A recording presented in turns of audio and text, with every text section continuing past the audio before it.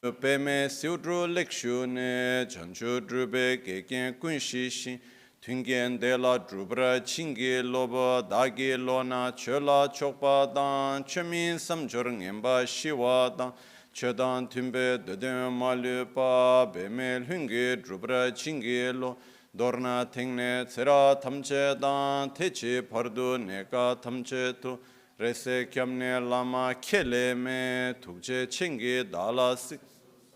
Gongyab drewe nyamta dachala jetsun lame tuche rab gongne kudan sungi nangwa dralme tu nyamso nyongwe kesan topra sho kewa kuntu yanda lama dang drame cheki pela longche chin sada lamge yente rabzone dorje change kopa nyurtob sho pakyuke kudan dagelu Pakyuke sungdan dagi nga, pakyuke tukdan dagi yi, ten yerme chiktu chingi lo, makyuke kudan dagi lu, makyuke sungdan dagi nga, tukdan dagi yi, ten yerme chikto chingelo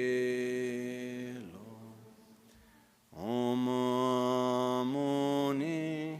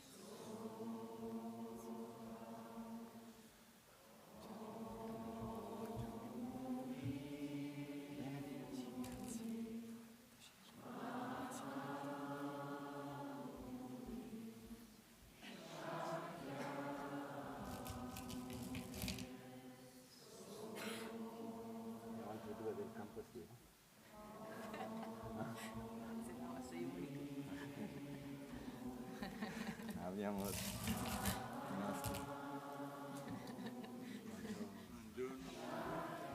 Siamo appena arrivati, ma c'è qualcuno che vuole tornare a casa. Sono stati un attimino, riposate un po' e poi potete andare, ok? Va bene.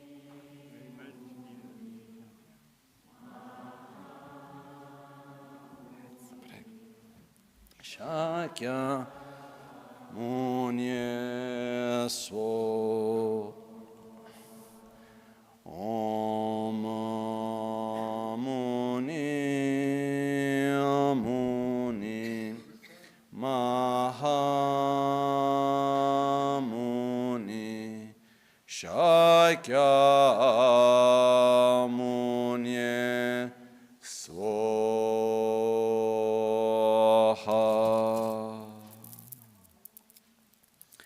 Sashipu ki choshimeto Chamare ravalingashin Nidegem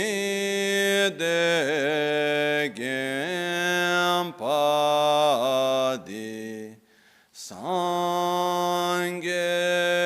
Shinto Mikte Ulwarki Drokunam Dashinglan Chopar Shoyidam Guru Ratna Mindra Tayami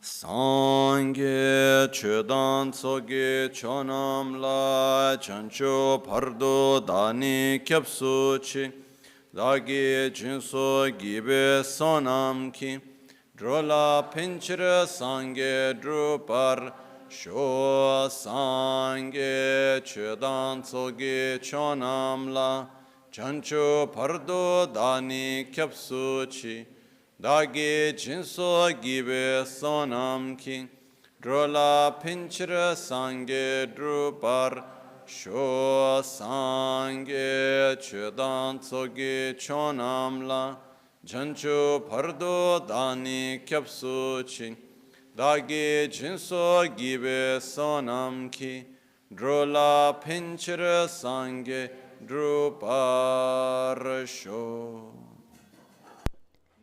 In the Buddha, Dharma, and Sangha, I take refuge until enlightenment. Through the practice of generosity and the other perfections, may I obtain Buddhahood for the benefit of all sentient beings.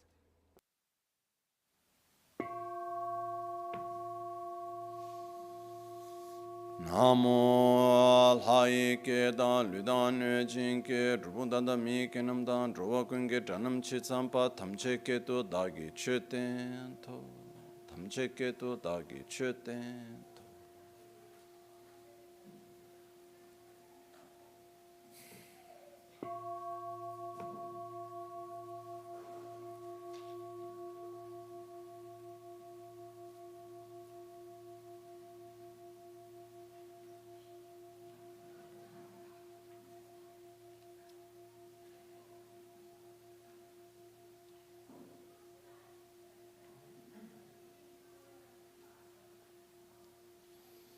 Buongiorno. Good morning.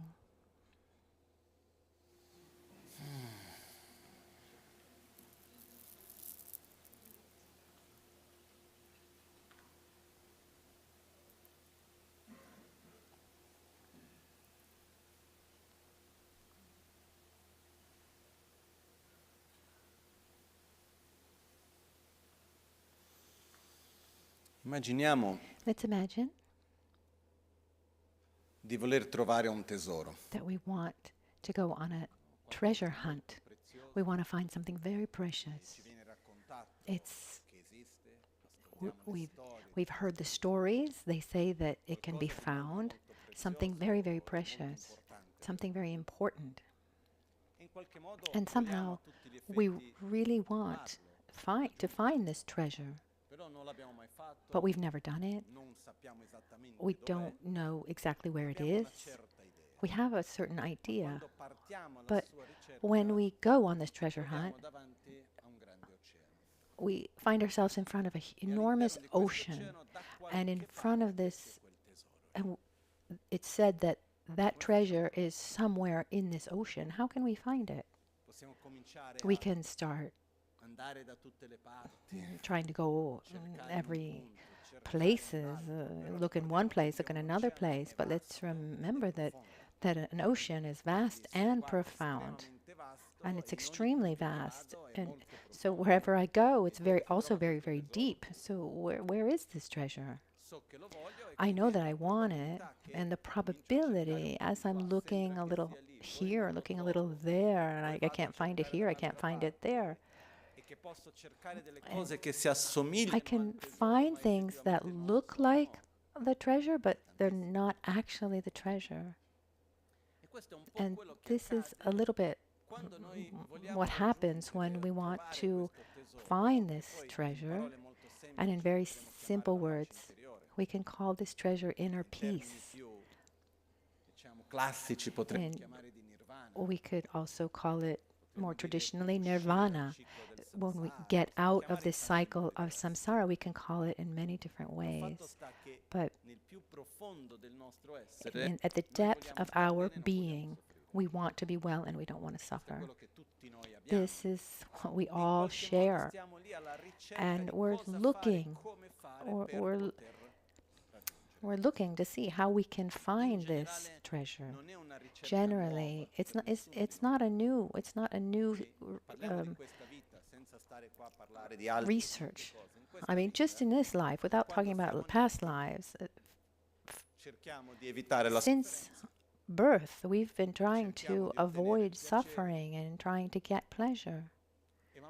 And as we get older, as we learn new things, we use our experiences, our knowledge, to look for this treasure, this inner peace. This is what we do, but very often we're in situations, we're in this state of peace, of well-being, and somehow we see that at the surface it looks like it's working, but we go a little deeper and we see that it doesn't work, and we look elsewhere. And there's a part of this. There's also the area of, there's an area where we can look. There's also the spiritual path. So we say to ourselves, I need to find my inner peace outside. I'm going to look also in my family. I'll look for this peace in my career. I'll look for it in wealth, in beauty, in power, in recognition, in all of these things. This is what many of us do. It's absolutely normal, because I mean, the concept of normalcy is nothing other than statistics. I mean, look around, and that's normal. Unfortunately, also destroying our enemy to become happy, the cause of this suffering. I use the other, and that's also normal in our society, and we try to do this as well. And so many of us, at a certain point in our lives, so we've realized that that looking in those areas just doesn't work. I can look around. I'd say that we're, a few years older than those the children who were here for the spring camp. So we've had experiences. So nothing is really, really important to understand that there's nothing wrong with the family, with one's career, with material wealth, with sensory pleasures, in power, in destroying our enemy, yes, but there's nothing wrong with these things. The point is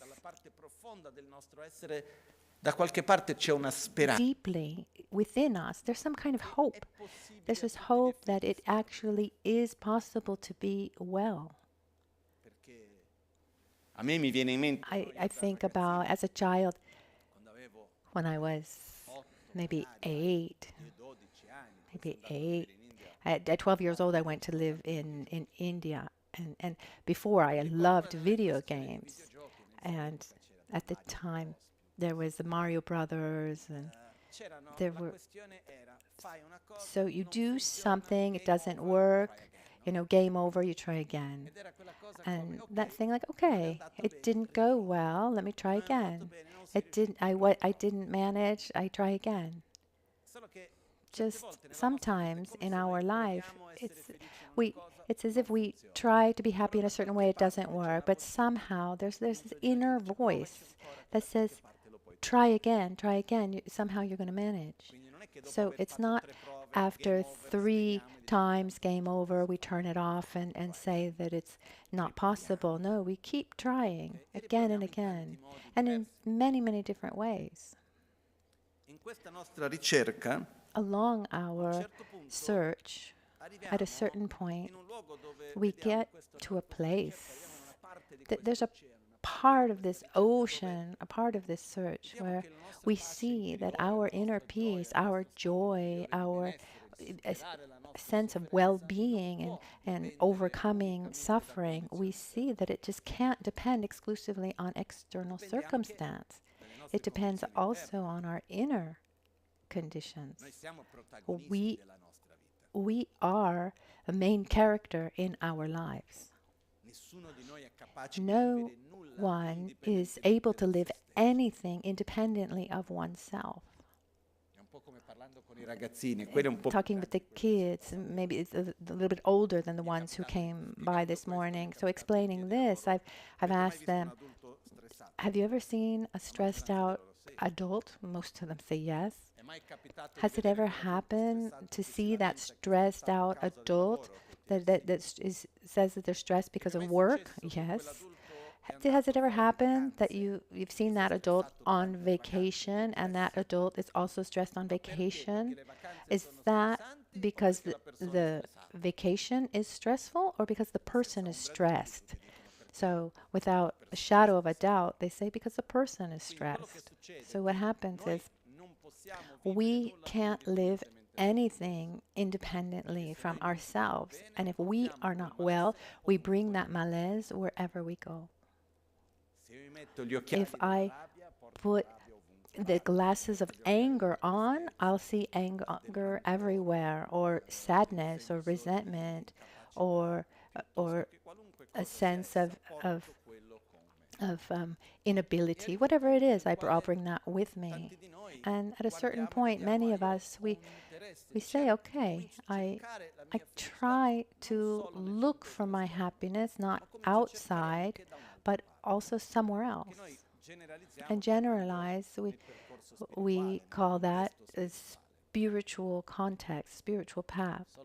But here there's another ocean. We're in front of another ocean.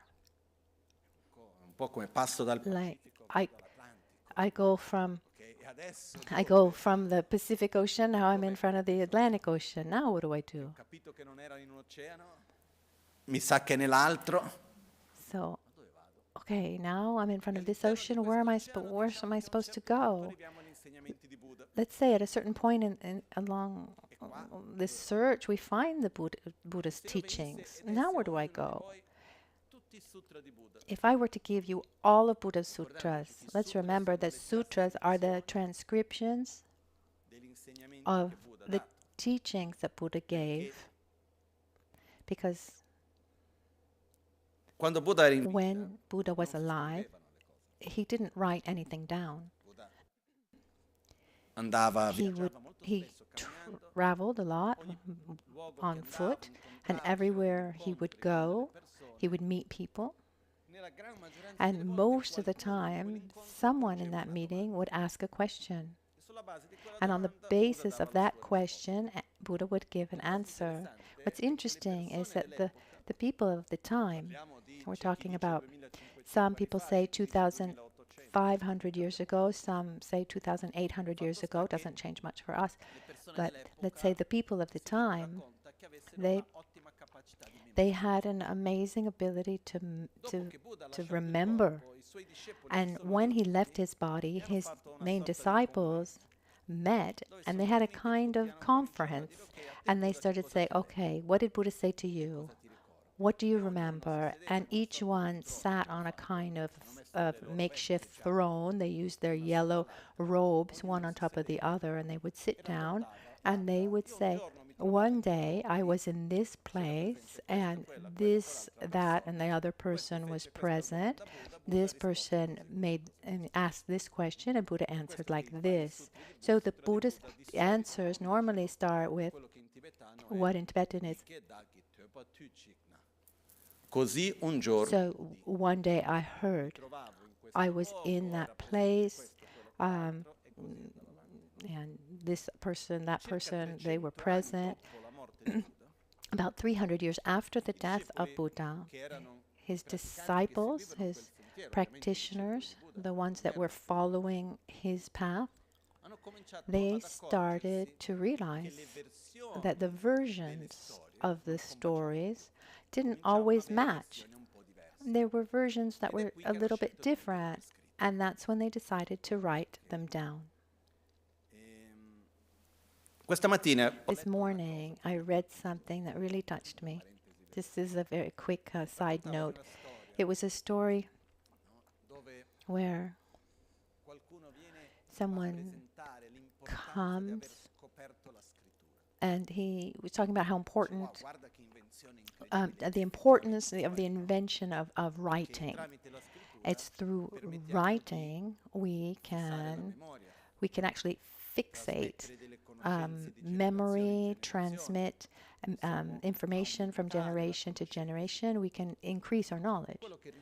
And the one who said this is actually it's the opposite. It doesn't increase knowledge because this is something very ancient. This was actually Greek. It says it will bring people to think that knowledge is somewhere else instead of assimilating it within. I mean, knowledge is not knowledge until you have assimilated it. And that's until you have it within you. So the sutras of Buddhas are powerful once they are assimilated within the practitioner and not when they're just on a shelf in the library.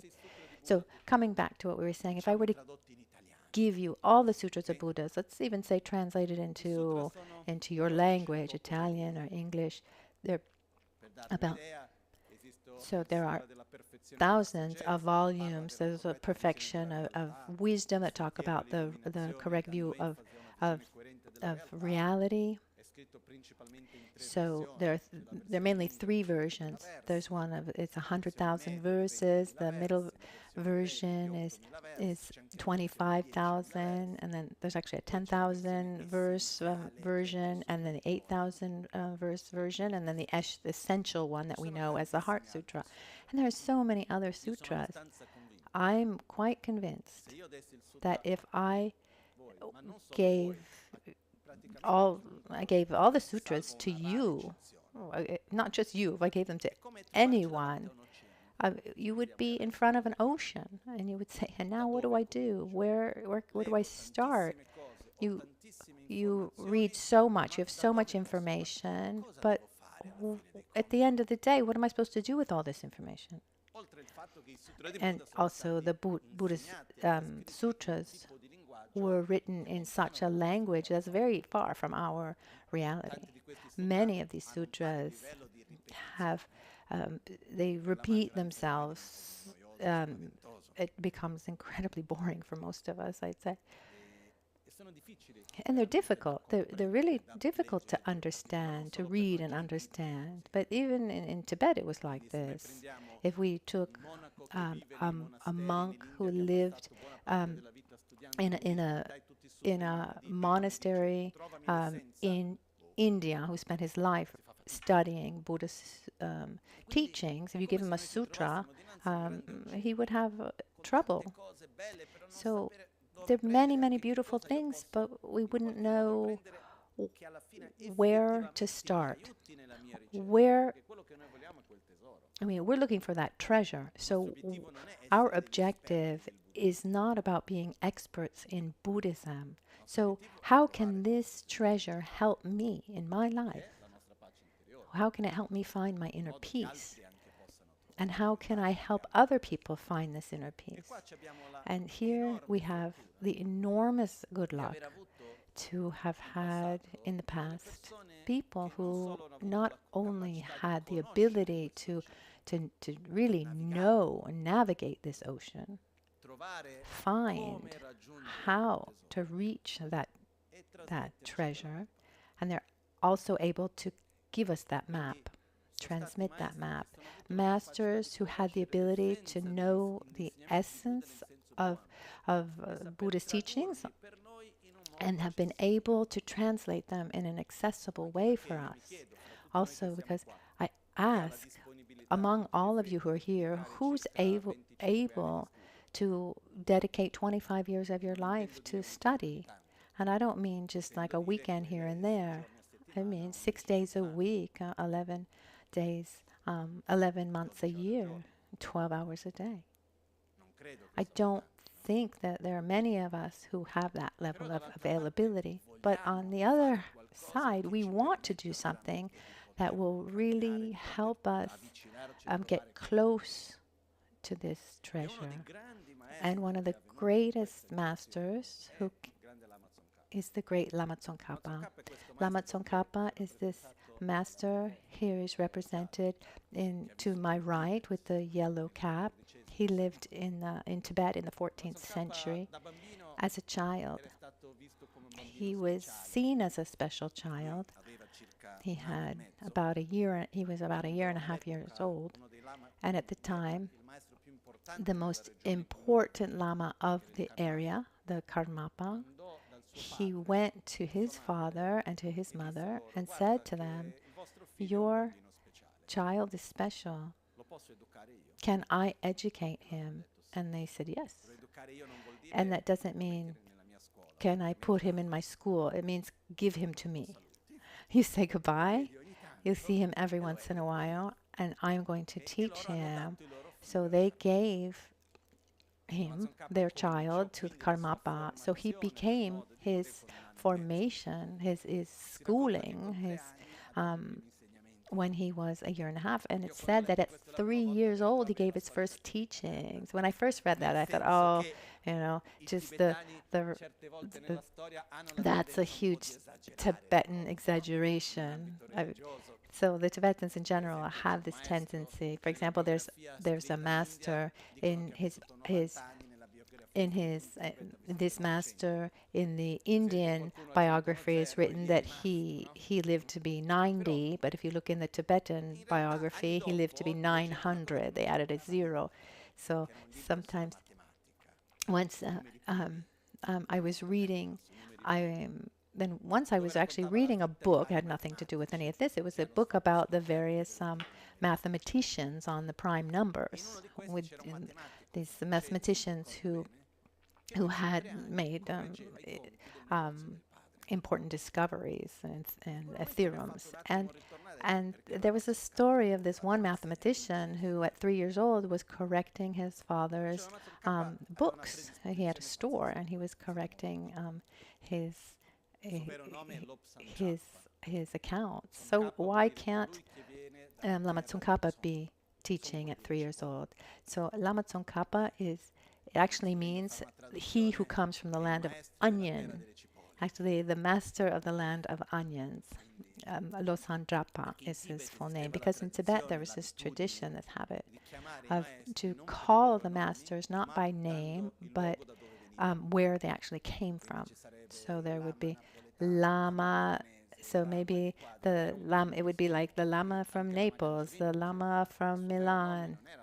Even Lama Ganchen, his real name wasn't Lama Ganchen. Ganchen was the village where he was from. So actually his name was Tupten Trinle Yarpan. So Lama Tsong Khapa when he was 12 years old, he was doing a self-initiation of Chakrasamvara, Heruka. So even today, monks in monasteries, even after 50 years, are not able to do it correctly. It's showing an early predisposition that is amazing. And he had more than 100 teachers in his lifetime. And in the last third of his lifetime, most of his teachers who were alive actually became his disciples. There's a beautiful story.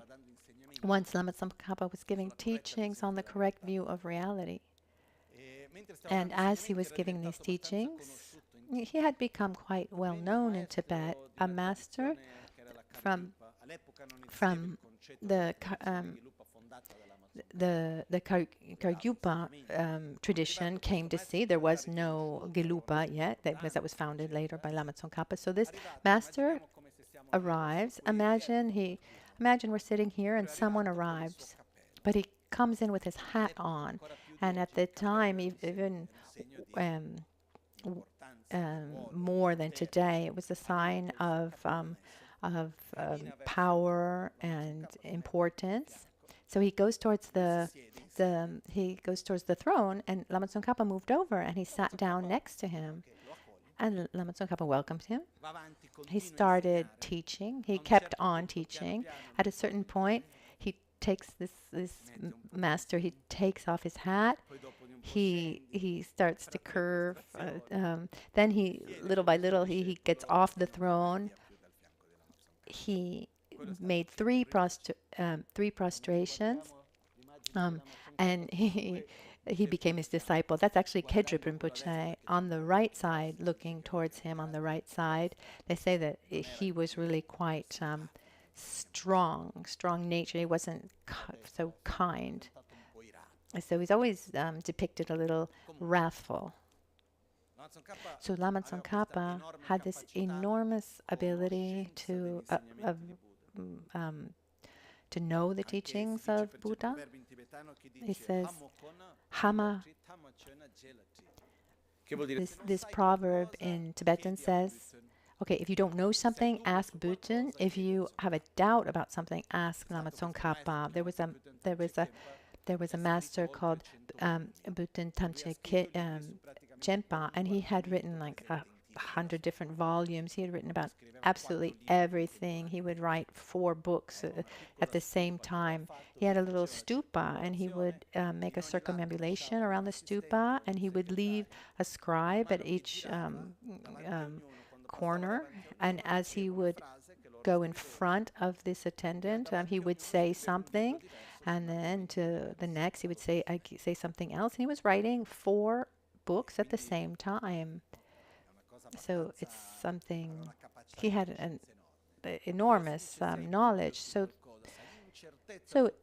but it said if you have a doubt about something, ask Lama Tsong Khapa. Lama Tsong Khapa wrote 18 volumes, but incredibly precise. This ability to explain things without leaving space for any kind of doubts.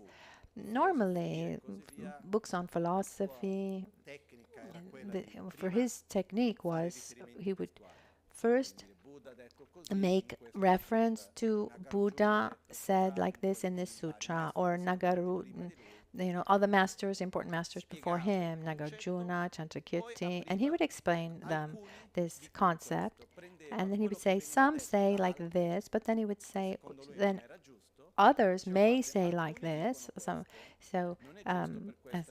But he didn't think that those hypotheses were correct, and then he would, based on dialectics, he would deconstruct those other ideas. And then he would also have hypothetical doubts. Okay, someone might think like this. No, it's not like this for this, that, and the other reason. Sometimes when I'm reading, I just go right to the conclusion. I trust you.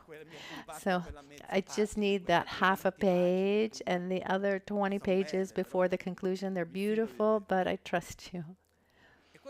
And what happens is Lama Tsong Khapa didn't only teach in a very complex and detailed way, Chane Lingshin Nyingpo, he takes all, this is a book where he takes the various sutras of Buddha, especially about the correct view of reality, and he specifically says what should be taken literally and what should be interpreted. It's really a masterpiece.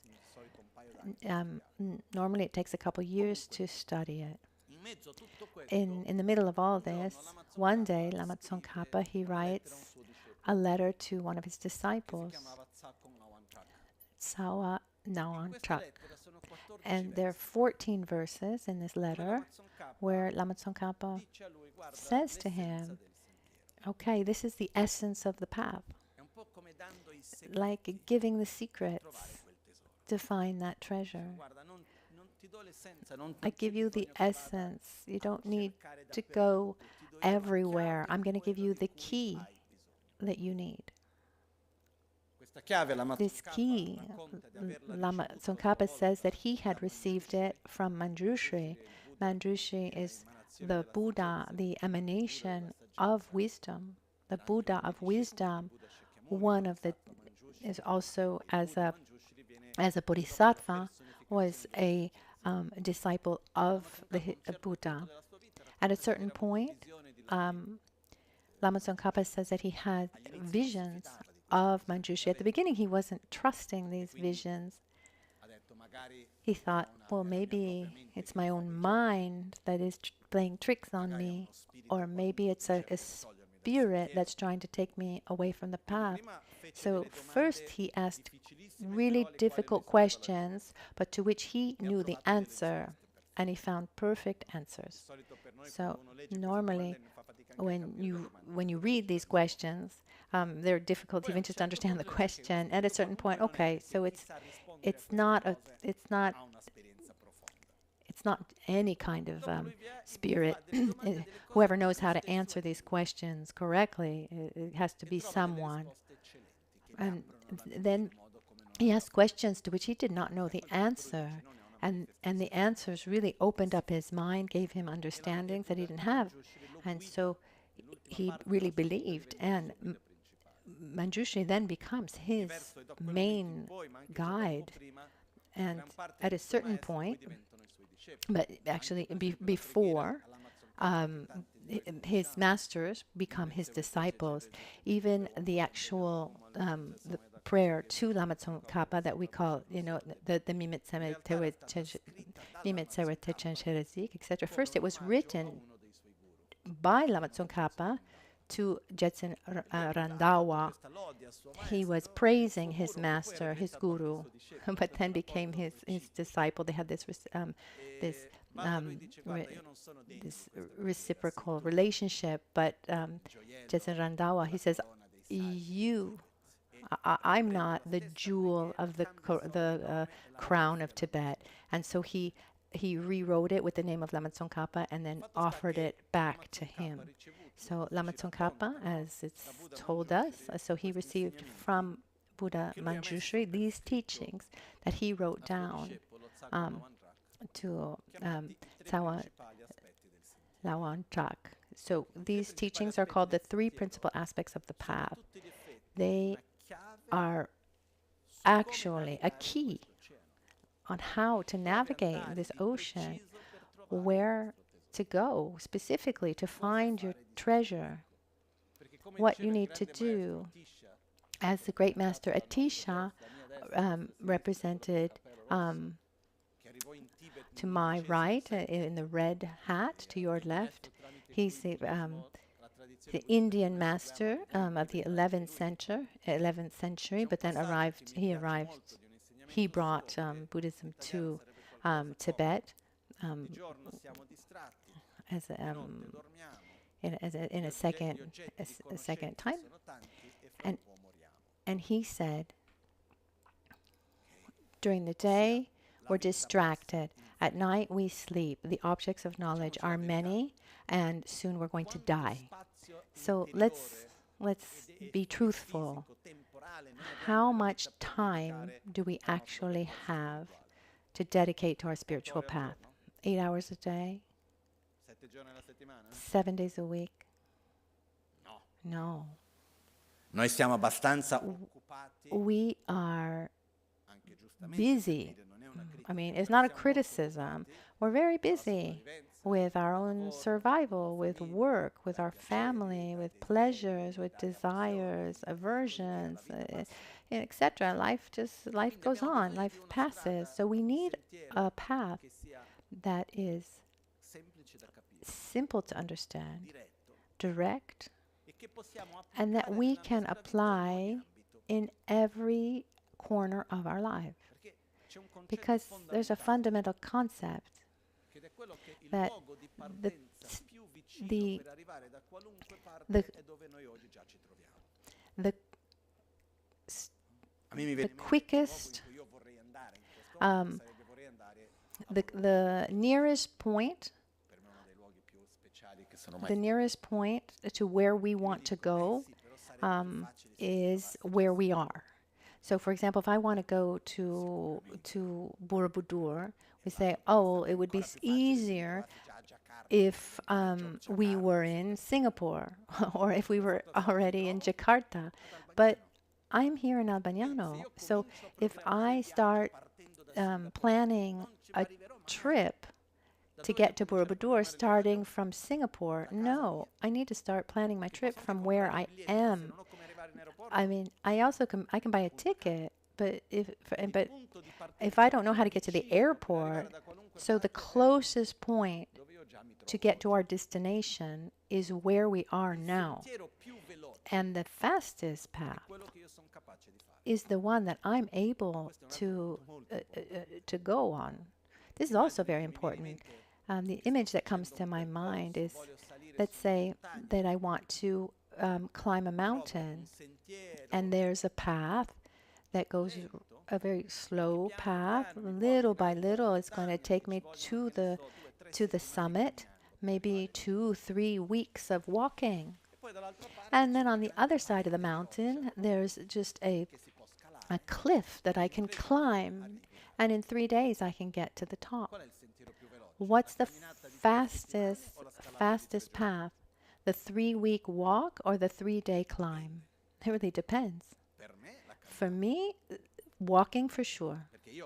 Because if I try to climb, I mean, probably I would fall and I would break everything, end up in the hospital, and then I would have to, recover if I could.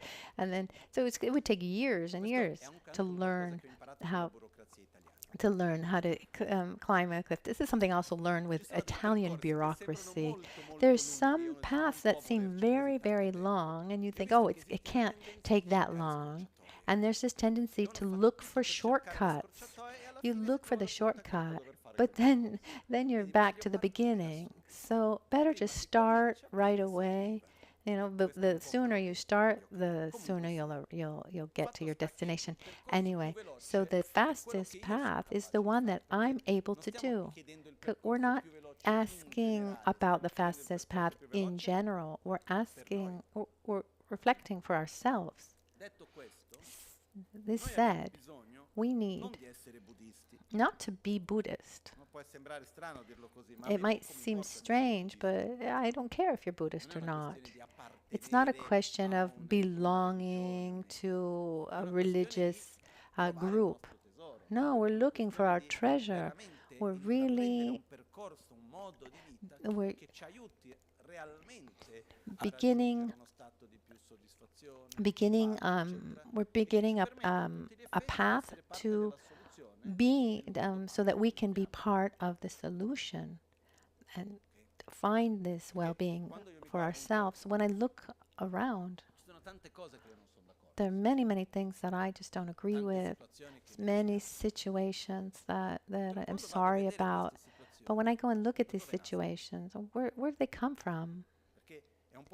It's about the example that Bodhisattva gave in the Bodhisattva Charavatara. If somebody hits me with this stick, do you blame the stick? What would we say if someone got mad at the stick? You're silly. It's not the fault of the stick. Okay, so I get mad at the hand. No, the arm, no. Oh no, we get mad at the person, but not the person is the primary cause of that pain. Who, what, what's behind that made that person do that? That obsession of self-gratification, ignorance, selfishness, anger, hatred, attachment, fear, resentment. And if we see in all the situations that we live, from conflicts within our family to international conflicts and the craziness of war, there is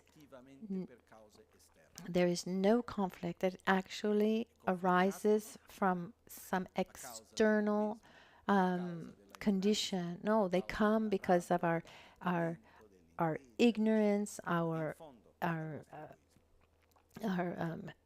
hatred, our resentment, and our selfishness. So I do concrete work to bring to a state of peace. Even if this is a job I do for myself, I'm part of the solution. So when I change my being, wanting to or not, I'm also changing the world around me. So we need something that is applicable to our daily lives. I don't expect anyone to change his or her life completely. The point isn't to say, okay, leave your job, leave your families, let's go live like hermits, goodness knows where. That's not the idea. The point is, in your own family, at work, in your own house, in your own context, how can we live our lives in a healthier way? How can I gradually go towards that treasure, gradually cultivate this state of inner peace in the life that I have, without expecting, waiting for perfect conditions. I've heard people, for example, there was one monk, for example, in the monastery of Serame. His name was Geshe Laramtarman, and he had an amazing capacity to memorize things. There was no text, no of prayers or sadhanas or philosophies that he didn't know by heart. I mean, word by word. Every year he was #1 in the memorization exam. He was incredible. He had a photographic memory. He would read it twice and he would remember. This was good on one side, but bad on the other. He had also a beautiful voice, so he became the main chant master, the Omse. And everyone called for him to do this. And so he finished his a part of his studies, and he said he wanted to meditate, but I can't because I need to do that. I can't go on retreat because I need to do that. Later, I'll do it. And when he was in his late 40s, he had a tumor, and after a couple of years, he died. And it was an example for me. You have an amazing ability, and you're waiting and waiting to use it fully, but that day doesn't come. So we need to have something that we can apply right away and not be waiting, for the day to come. This is fundamental. Our spiritual path is not something to apply when we come to the gompa in the temple or when we sit down to meditate. Also, but it needs to be something that we can apply when we are home with our children, with our partner, with our children, at work, or regardless of the context. That's where the real work to do. That's where the real work to do is. And then There are also moments like this when we're here to regenerate our energy and redirect ourselves on the path. But it's in the daily life that we apply all of this. So in Lama Tsong Khapa gave us 3 perfect points, like a kind of it's like rediscovering the wheel. I mean, it seems obvious when you see a wheel. It's absolutely obvious, but until the first person made the wheel, it wasn't obvious. So it's the essence of all of Buddhist teachings put in a very accessible way. The text that we are going to read, which is it's called the root text of the 3 principal acts of the path. It's simple, deep, that we're going to see together in these 3 days. Without getting into too many details, I want to see it. I want to see it from the perspective of how to apply it to our daily lives. So let's start from the point that we have in our hands a map, an accessible map for all of us to find this treasure in the ocean. Before we open and start reading the text together, I'd like to give you the transmission of the text, because in the tradition of Tibetan Buddhism, it's very important. This text, for example, it was written by Lama Tsong Khapa from the teachings given to him by Manjushri. He transmitted to his disciples, and their disciples transmitted it to their disciples orally. So there's an uninterrupted line of transmission from Lama Tsong Khapa to my masters and to my masters to me, and now I'm transmitting it to you. I've received this from Trijang Choko Rinpoche, from His Holiness the Dalai Lama, Kiabje Nyingpo Rinpoche, Geshe Yeshe Wanchuk, Kachin Losan Punso Rinpoche, many of my masters. It's a beautiful opportunity to offer to you, and I can tell you without a doubt that among everything I've received today, the 3 principal aspects of the path are among the most precious. The beauty of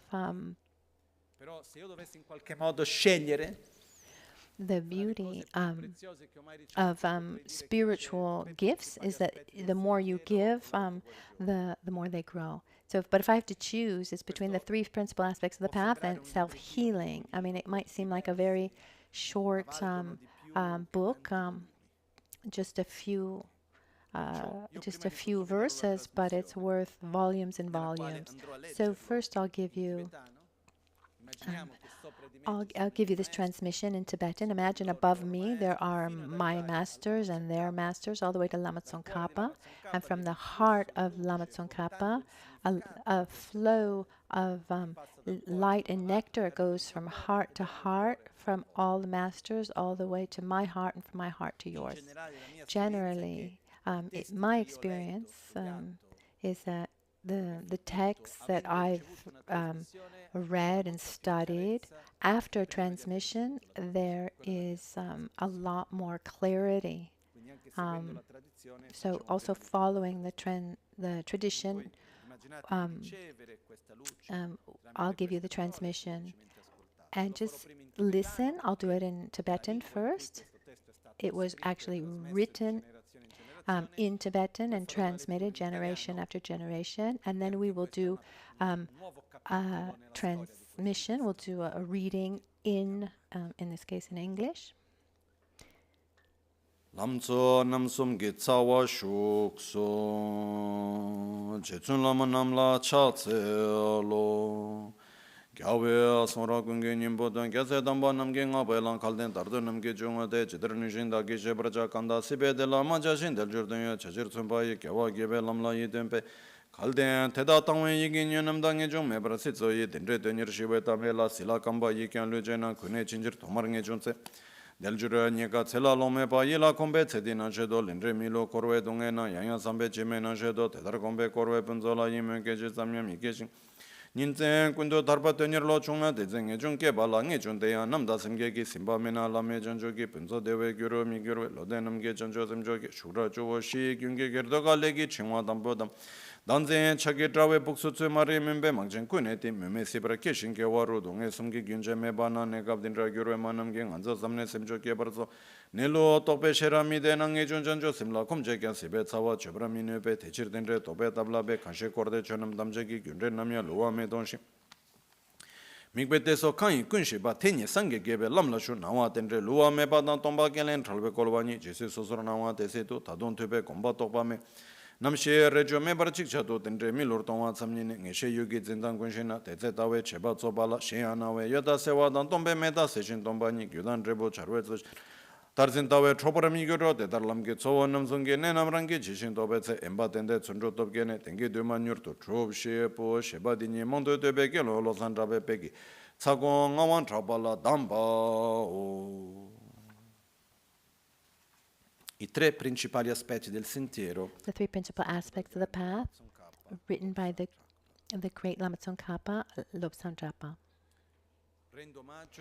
I bow down to my venerable gurus. I shall try to explain as best as I can the essential meaning of the victorious one's teachings, the path praised by all the holy victors and their children, the gateway of the fortunate ones desiring liberation.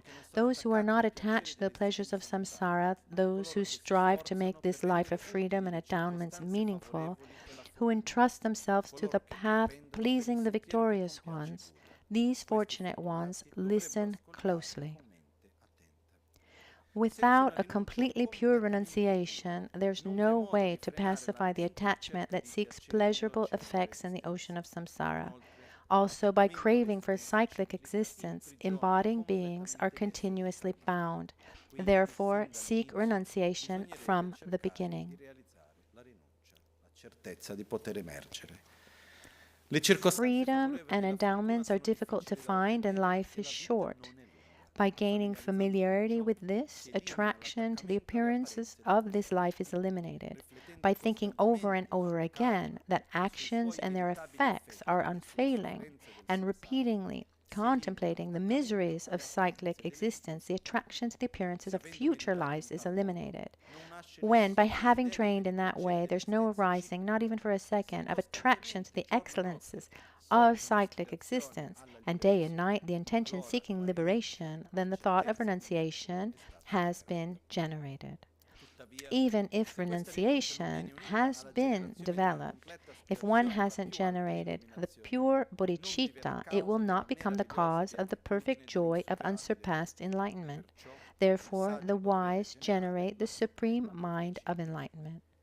Swept away by the current of the four powerful rivers, tied by the tight bonds of karma, so difficult to undo, trapped in the iron net of self-grasping, completely enveloped by the total darkness of ignorance, endlessly reborn in cyclic existence, ceaselessly tormented by these three sufferings, thinking that all mothers are in such conditions, generate the supreme mind of enlightenment.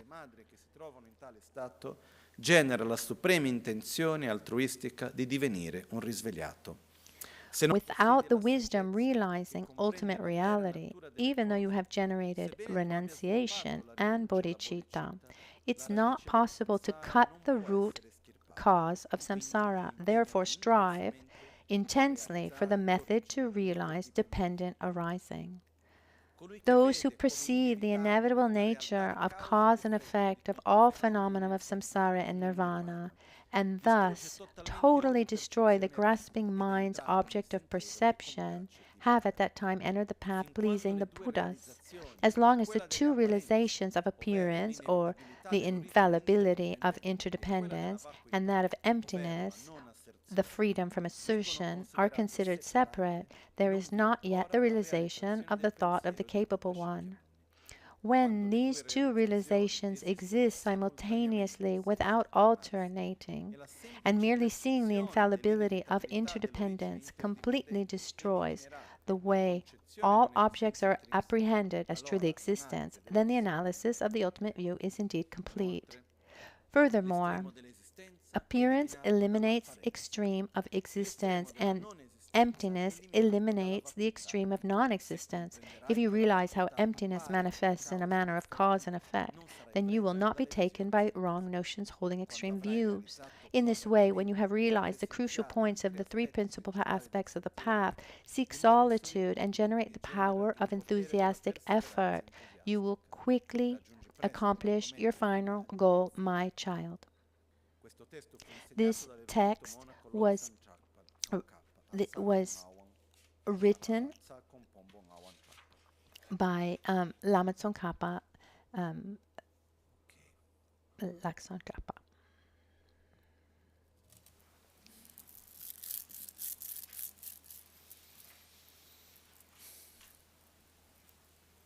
In essence,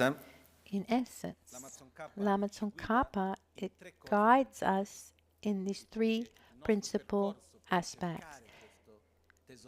So to find this treasure can be summarized in three fundamental points. The first two are consequential. One is the basis and one is the development of the first. The third is something that runs parallel to these first two. The first is our ability to love ourselves. Many names are given, and we'll look at them. But the first one is about loving oneself. Loving oneself. I mean, on one level, we all love ourselves. When we talk about love, is the desiring of happiness, and we want to be happy. So we all love ourselves in this sense. But here, we're talking about loving ourselves in a healthy way. In just a few words, we can say we project our happiness onto something that can uphold that. Cultivate what is good for us, and we abandon what's bad for us. Because we all want to be happy, and we don't want to suffer. We already said that. We know this. But what creates distinction and division among us is about where we project this happiness. So loving ourselves have two aspects. Where do I project this happiness? So I project my happiness on something that can actually support and uphold that happiness, and not on something that can momentarily uphold that happiness, but then over time cannot. Like, for example, a very simple example would be something that we like eating, but is bad for us. For me, I'm lactose intolerant, but I love mozzarella. So go to the south of Italy. How can you go to the south of Italy and not have mozzarella? You can't. I mean, if you have a problem like I do, you can do that if you love yourself and you just don't eat it. But if you love mozzarella, in the immediate moment, it generates pleasure. I can assure you that, yes, it's pleasurable. So I eat mozzarella, the mozzarella campana, maybe actually made that morning. I love it. It's delicious. So at the moment, I like it. It's good for me. But right away afterwards, even in mid, long term, it's harmful to me.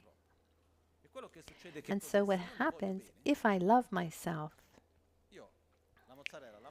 am I going to eat mozzarella or not? Even if I like it.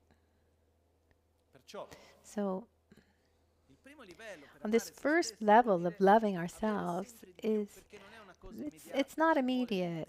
We need time to gradually recognize the things that can actually uphold the state of well-being, and then things that are just an illusion of happiness, things that manifest as something I like, but these things cannot uphold that state of happiness. We can give many, many examples. Cigarettes. Maybe someone smokes a cigarette and feels good at the time. I imagine too. It's also a kind of refuge to calm down, etc. But mid-long term, is it good or bad? I mean, it's harmful. We can give thousands of examples. So when I try to love myself in a healthy way, first of all, we need to make this distinction. What can actually uphold a state of well-being? What appears instead as something that is good for me, but actually cannot uphold that state of well-being, and over time is harmful. It has to do with eating, relationships, our choices, our way of speaking, our way of thinking, on every level of our being, the places where we go, the people we meet, the things we eat, the choices we make, the thoughts that we have. All right? So this is the first level of loving oneself. We distinguish between what is good for us and what's harmful, and understanding what upholds our happiness and what cannot. The kind of the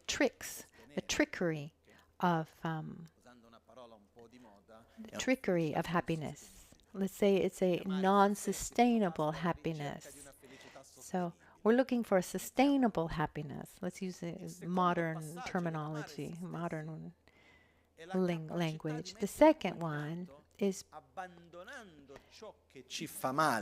abandoning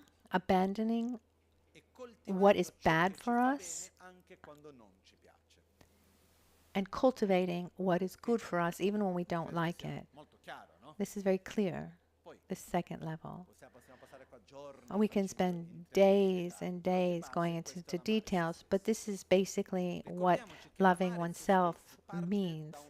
And this starts from a deep, deep force that is within everyone. This attraction to happiness and aversion to suffering. We all have this.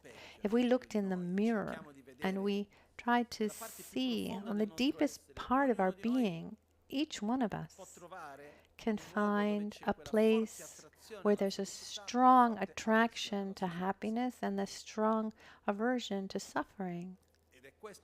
And that's the basis for the feeling of love. The second principal aspect of the path is, in simple words, loving others. But we start from the assumption that we are self-referential. If someone tells us a story, for example, something that person's living, instead of just listen, we need to say, "Oh yeah, that's true. It happened to me too." How often do we not have to make a reference to ourselves? So, like, I experienced it too. It's true. Being self-referential, what we do is we're not able, but we love the others, as a reflection of how we love ourselves. If I project my happiness if my happiness is about watching soccer games and drinking beer, nothing against that, and I love you, what do I want for you? I give you a membership for for for to watch soccer games and unlimited beer. So so maybe I love you too, but I I want to go to a mountain hut without any electricity and watch the stars.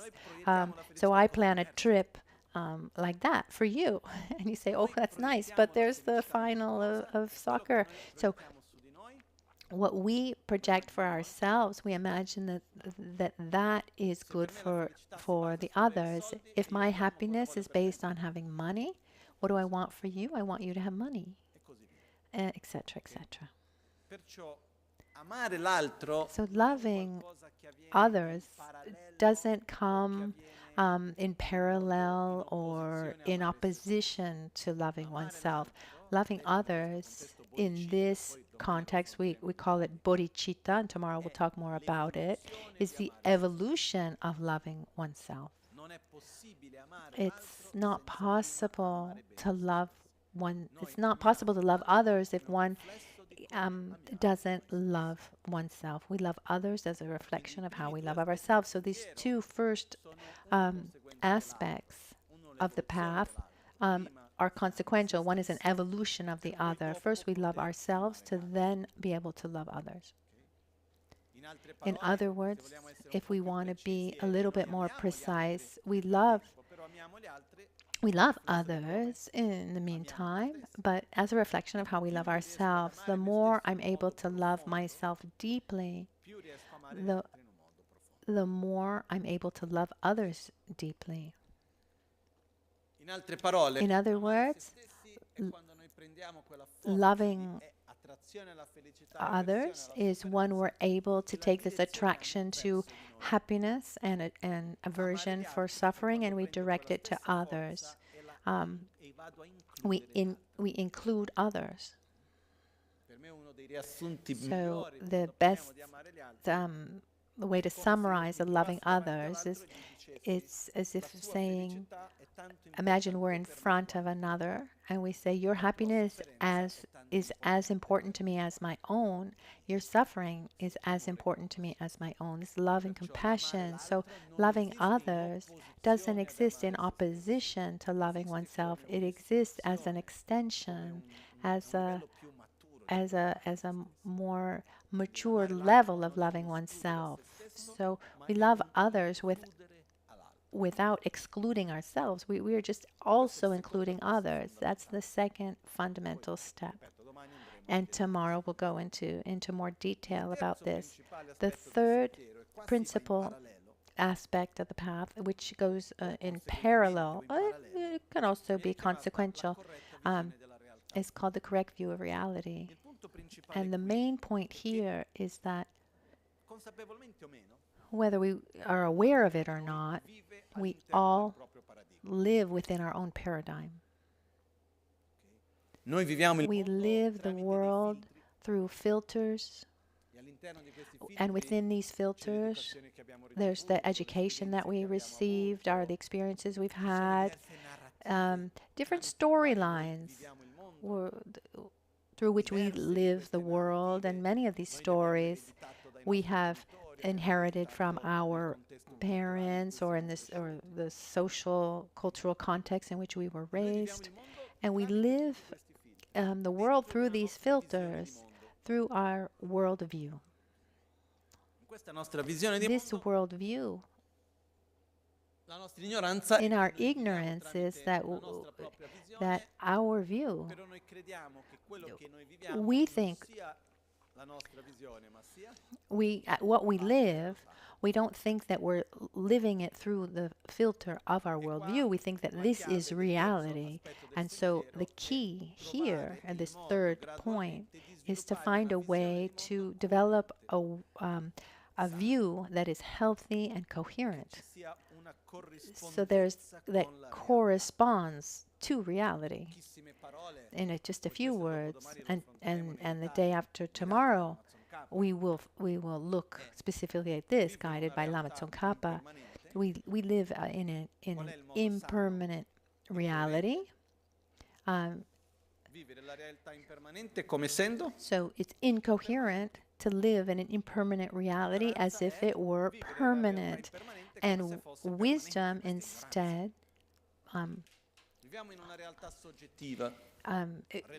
would be to live an impermanent reality as being impermanent. So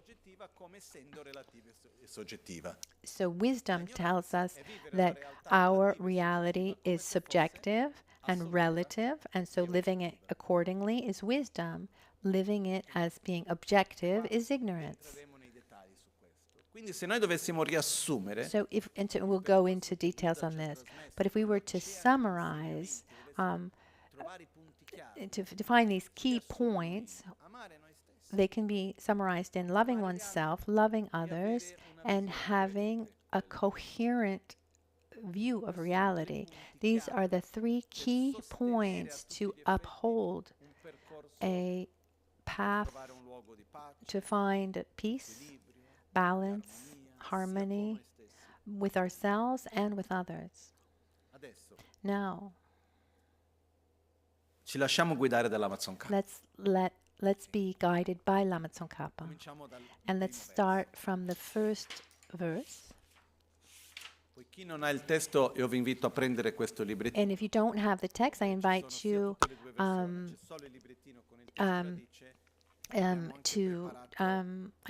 to get the text in the shop.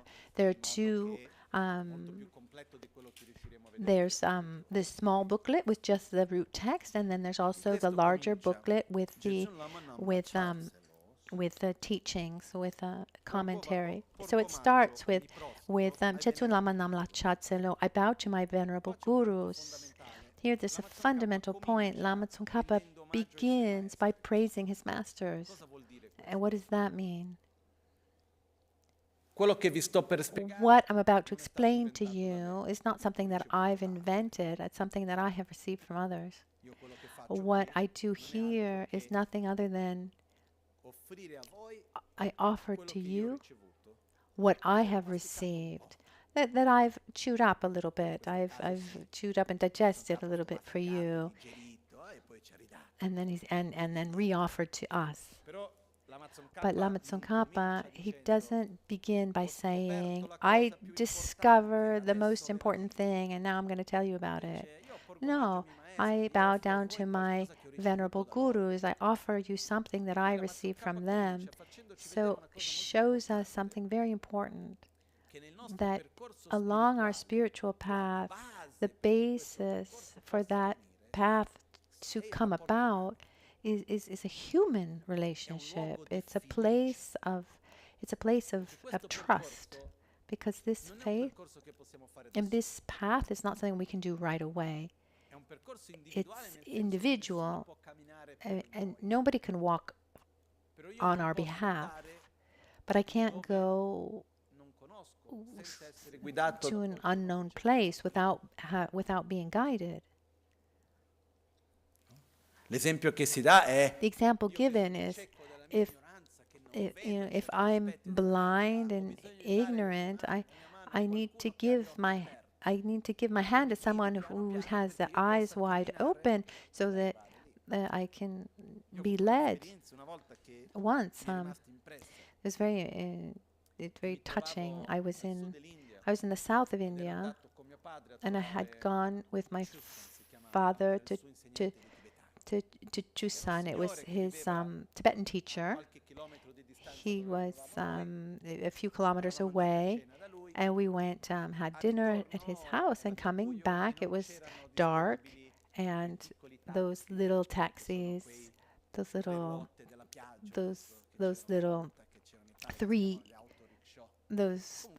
three-wheeled taxis, those kind of rickshaws, they weren't available. So we started walking.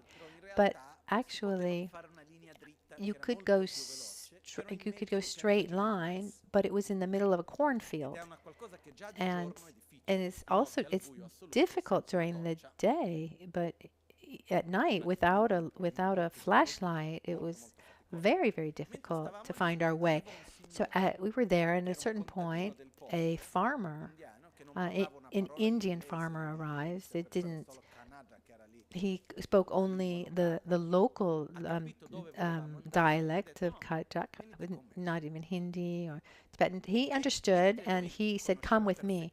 And he knew all of those paths and where there were holes, and he knew where there were dangers. And when it was a dangerous point, he would light a match, just showing us where the danger was, so where there were holes. It was very beautiful for me, because you were putting yourself in someone else's hands, someone who knows, someone who can see what you cannot see, and who has the kindness, uses techniques to show me the path. And once we got to the other side, he was as he was dressed, he was very simple. And my father wanted to give him some money, and he just said, no. He said, thank you, and he disappeared. It seemed like magic. And so along our path, we need he or she who has more experience than us, who has someone that we can trust. And this is what is called the relationship with a spiritual friend, which is actually the name also given to a guru. A guru is not someone who needs to dictate what you should do, and we just put ourselves blindly in his hands. A guru is understood as someone who knows the path, and someone that we can trust. But we need to walk this path that he shows us with our own legs. So the basis of our path is to correctly rely on a spiritual guide. And this comes from the principle, it comes from this connection from heart to heart, this human connection. And Buddha explained this, and it was transmitted from generation to generation, and it's explained very clearly. I can read all the books, I can watch all the videos, I can do all of that, but I need a human relationship of trust with someone who has more experience than me, someone who loves me, someone that I can love, where there's this reciprocal trust. So Lama Tsong Khapa begins by praising his gurus and showing us that this path starts from this relationship of love and trust that we call relying correctly on a spiritual guide. And in the graduate very recently, when we were looking at the Lamrim, the graduated path to enlightenment, we discussed this at length, and there are the videos available if anybody wants to go and watch those. In the next verse, Lama Tsong Khapa says, he gives us the essence about what he's going to talk about. So the first 4 lines, he tells us, he summarizes, he says, this is what I'm going to talk about. And then the following verses, he says, let's see if you have the characteristics to follow. Like saying, I want to give you a map to get to that place. I show you where we're going to go, but do you have the conditions, the minimum conditions, the resources to embark on this trip? So he says, Gyalwa Surram Kungi Nipodun, Kalsa Dampa Namki Nangpailam, Kalden Atarto Namki Junono, Jitarnushin Dagi Sheparja. I shall try to explain as best as I can. He's also here. He's showing us Ken Kua in Tibetan. So he's emptying that which is full. it's an act of humility, humbleness. It's not like he's saying, oh, I'm going to show you in the most excellent way, the clearest way, like no one has ever done before. No, he says, I shall try to explain as best as I can. So it's an act of humbleness, but he's also saying, I'm going to take something that's extremely complicated and deep and vast, and I'll put it into a few words. I shall try to explain as best as I can what the essential meaning of the victorious one's teachings, the essence of all Buddhist teachings, the path praised by all the holy victors and their children. The children is the bodhisattvas, those who have this great altruism, and so they their life is dedicated to others, so that they can grow to be able to uphold, sustain others. So a bodhisattva is someone he is the one who wants to give everyone something to eat, but recognizes as well that to be able to have food for everyone else needs to also take care of himself and eat himself first. So before being able to farm the land and be able to give everyone else food, he needs food himself. So this is the gateway of the fortunate ones desiring liberation. And you can read this verse in two ways. So all of the three principal aspects of the path, so loving oneself, loving others, and the correct view of reality. So they are all of Buddhist teachings. They are the essential meaning of the Buddhas, but also praised by the Bodhisattvas. But it's also, so it's not just a Bodhisattva with a great heart, but also the one who has been able to eliminate his own ignorance. So it makes reference to also the Bodhisattvas who have realized emptiness in technical terms and gotten out of samsara. So the path that has been praised means the correct path. These beings of great love and wisdoms have followed and continue to follow. This is the path that works. And here, loving oneself, loving others, and the correct view of reality, all of these three points make up this path. It is the gateway of the fortunate ones desiring liberation. So without love for oneself, without love for others, and the correct view of reality, it's not possible to get out of the cycle of suffering. The other reading can be, so the essence of Buddhist teachings is loving oneself.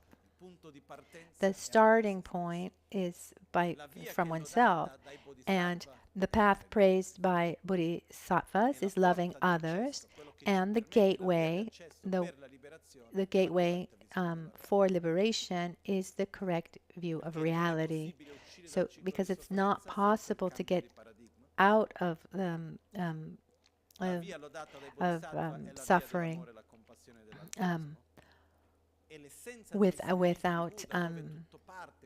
without a correct view of reality and changing one's paradigm. And we need others. We need also the strength, let's say the force, love for others, a bodhisattva. But first we need to start with loving ourselves.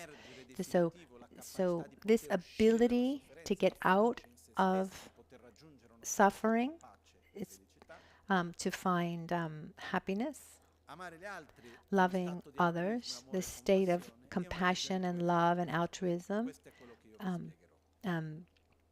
and the correct view of reality. These three things is what I'm going to explain to you. But to who?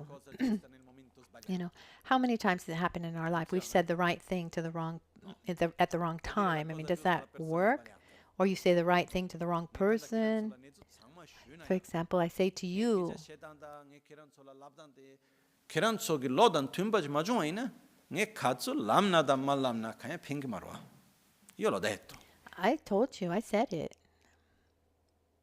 Però il modo in cui But the way I said it needs to adapt to the listener. I explained it in Tibetan. So what happens is Lama Tsong Khapa says, I'm here to explain something very special, but there's some prerequisites. And they're not prerequisites based on any kind of discrimination. They're like the minimum conditions to be able to put them into practice and give value. Like saying, who wants to learn trigonometry?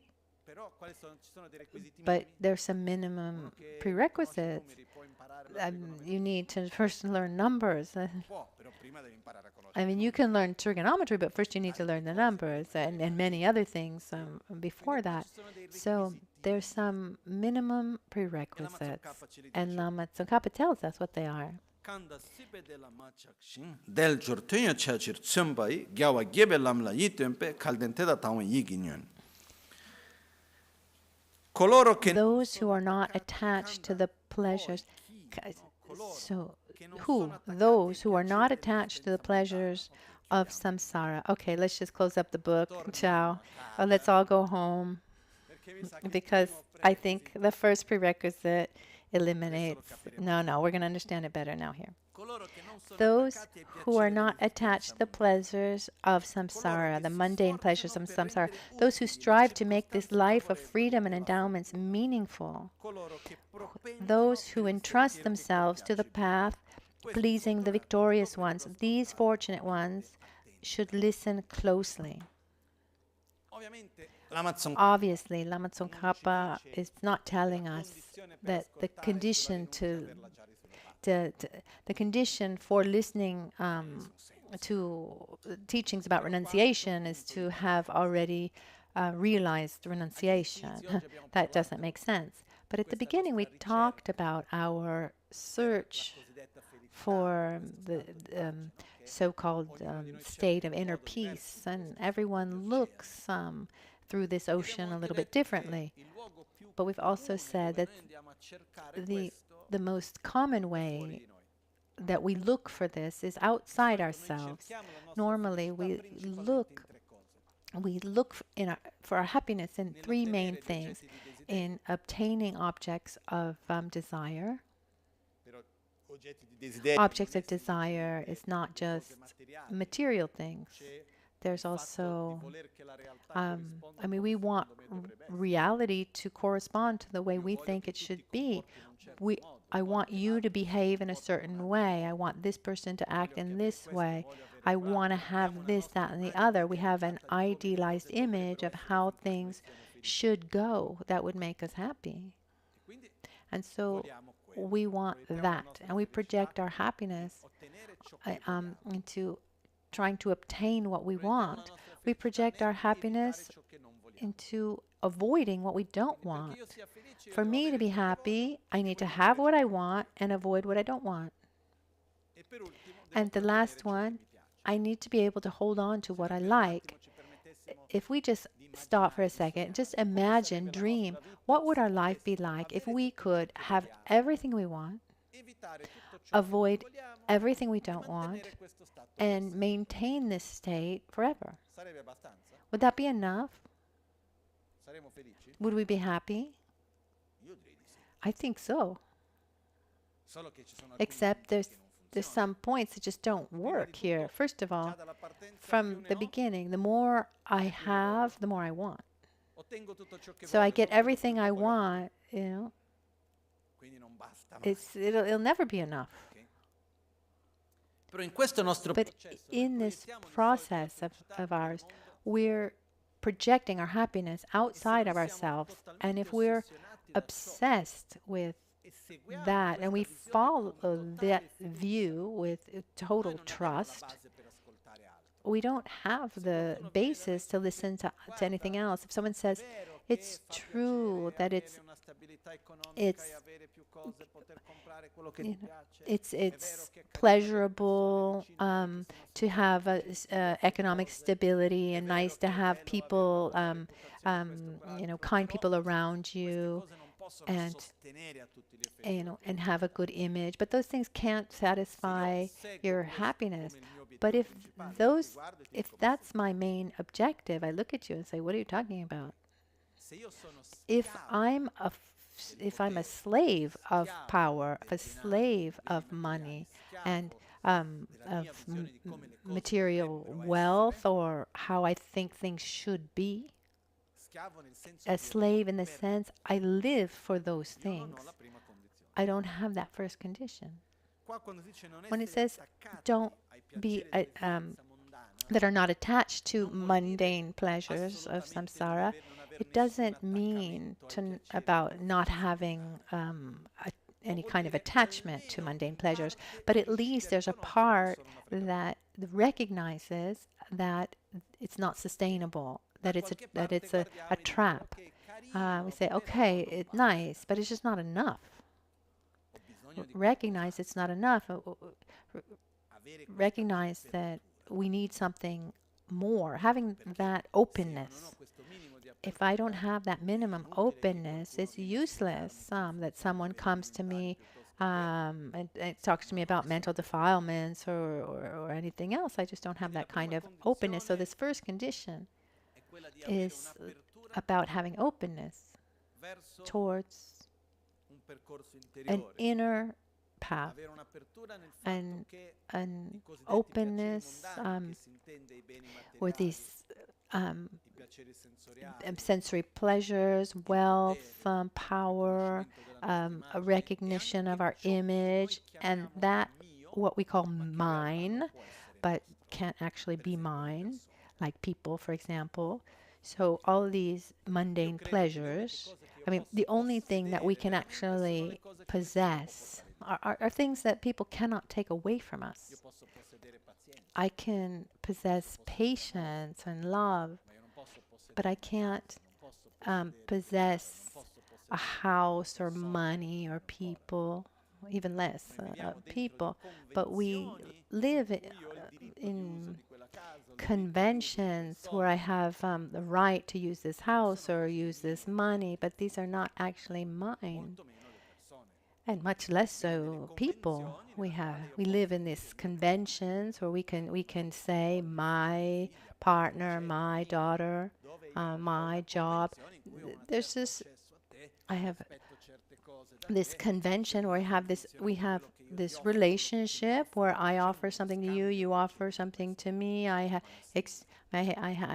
We have a relationship where I expect certain things from you and vice versa, but they're not possessions. So when we talk about these pleasures of like mundane pleasures, they're nice things, but they can't sustain happiness. So this first condition is about having an openness to recognize that these things are illusory. It doesn't mean that we don't like mozzarella. It means that no matter how good mozzarella is, it can't make us happy. I think that you're following with this first point. I mean, that we have this first point. Otherwise, I don't think we would be here. That second condition, those who strive to make this life of freedom and endowments meaningful. So freedom and endowments makes reference to the del giorno. Delwa means having freedom, jorwa, and means wealth, and sometimes it's translated as freedom and endowments, and there are 18 of them. The 18 things that characterize this state of freedom and endowments, but there are 3 points can summarize them. One, having the minimum conditions on materially speaking for a comfortable survival, because if I don't have food to eat, or do I have the inner space to reflect on my spiritual path? It would be very difficult. If I live in constant pain, what's my priority? To eat and to alleviate the pain. If I am in extreme poverty and my survival is a constant battle, what's my priority? Is surviving. So how many people on this planet that have a hard time surviving? Few, many, too many. Many, too many. I don't know the precise number, but a few years ago, I remember reading there were about 2 billion people. And unfortunately, it's the world hasn't gotten any better. So if there are 2 billion or 2.5 billion, it's so many. The people who wake up in the morning hungry and go to sleep hungry. Ed è un punto fondamentale. And it's a fundamental point. We are not better than them. We have better conditions, but these better conditions don't make us better than them. Because if I were to find myself in similar conditions, I don't know how I would act. Once I had come back from Brazil in and I arrived in Malpensa, and it was a time where there weren't any carts. At the time, there just weren't even carts. You couldn't even pay for them. And the people coming from Brazil had this habit of bringing lots of luggage.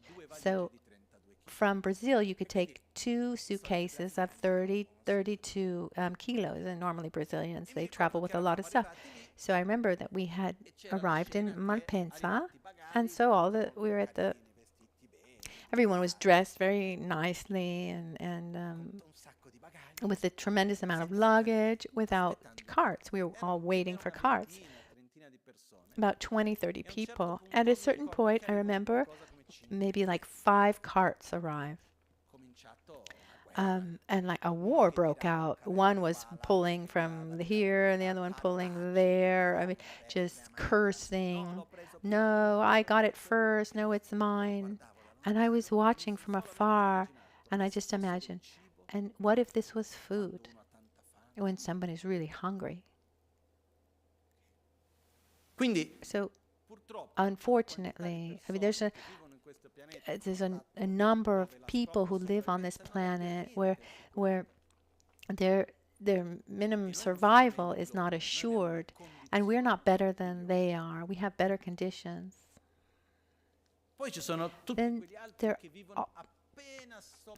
Then there are all the other people who live just above the poverty line, and there's so many.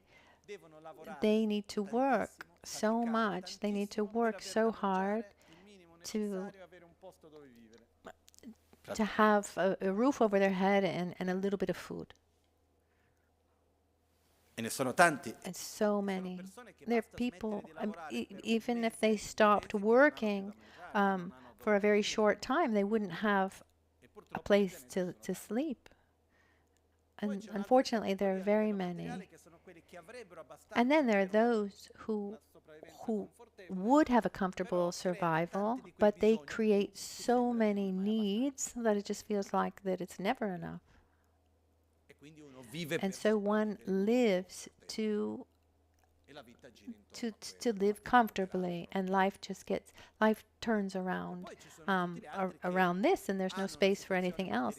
And then there are others who have a material economic situation that is stable. They don't need to worry about their survival, but they're slaves of pleasure, slaves of money, slaves of power, where life just goes round and round all of this. And then there are those who not only have a stable economic situation, not necessarily rich, but there's no constant worry for their own survival. They they they have their survival is assured, and they would have space for this spiritual path. But there are some who are lost and they don't even know where to start. And then there are those who have the second necessary condition, someone to guide them. So those who have the minimum necessary, but are, then there's also, so among those who would have this second condition,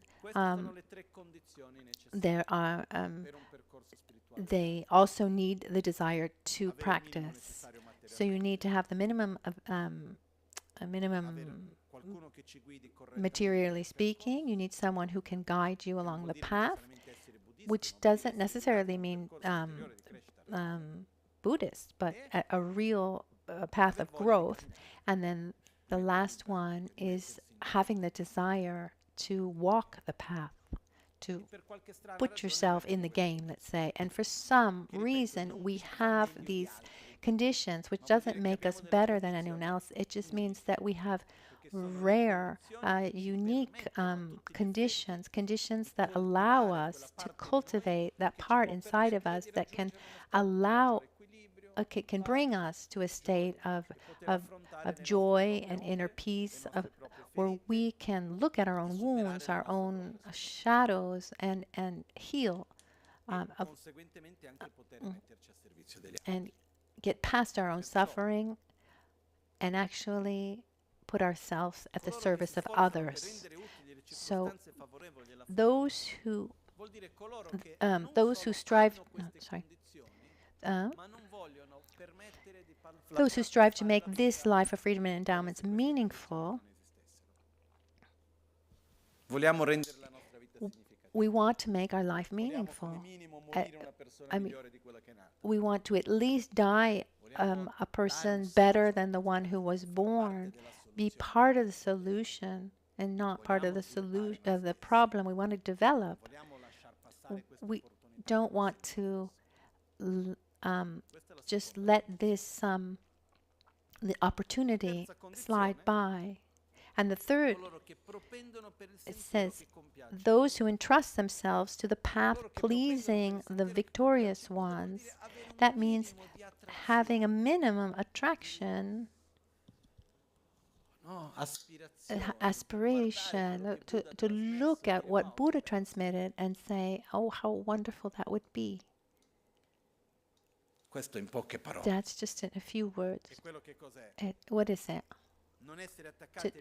Not being attached to mundane pleasures is the basis to develop renunciation. The right translation would be definite emergence.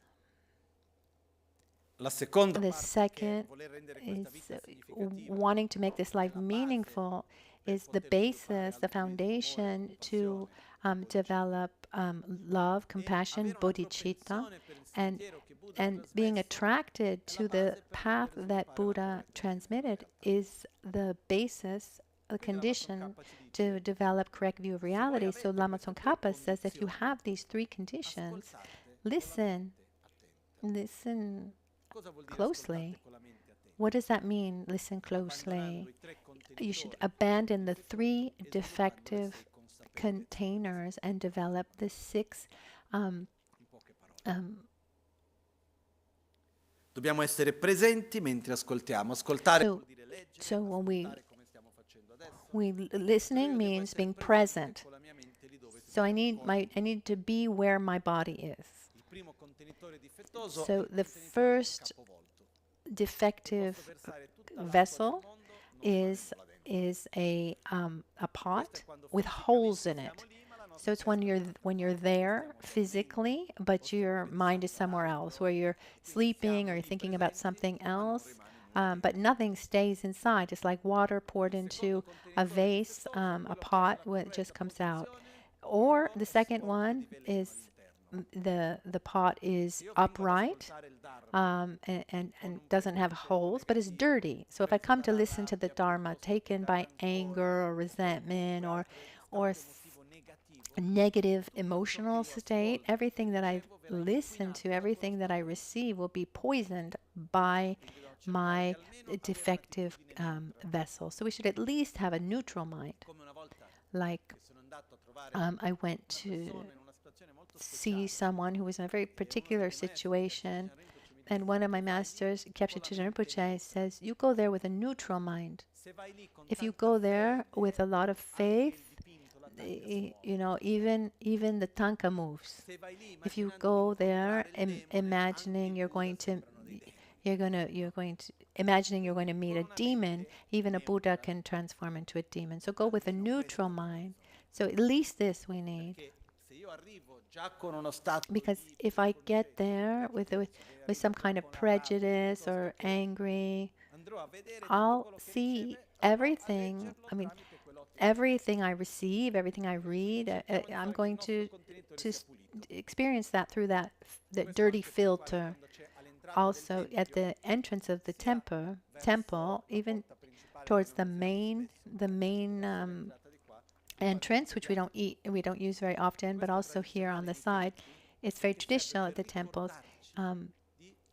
We should come in with a light heart, and not with negative,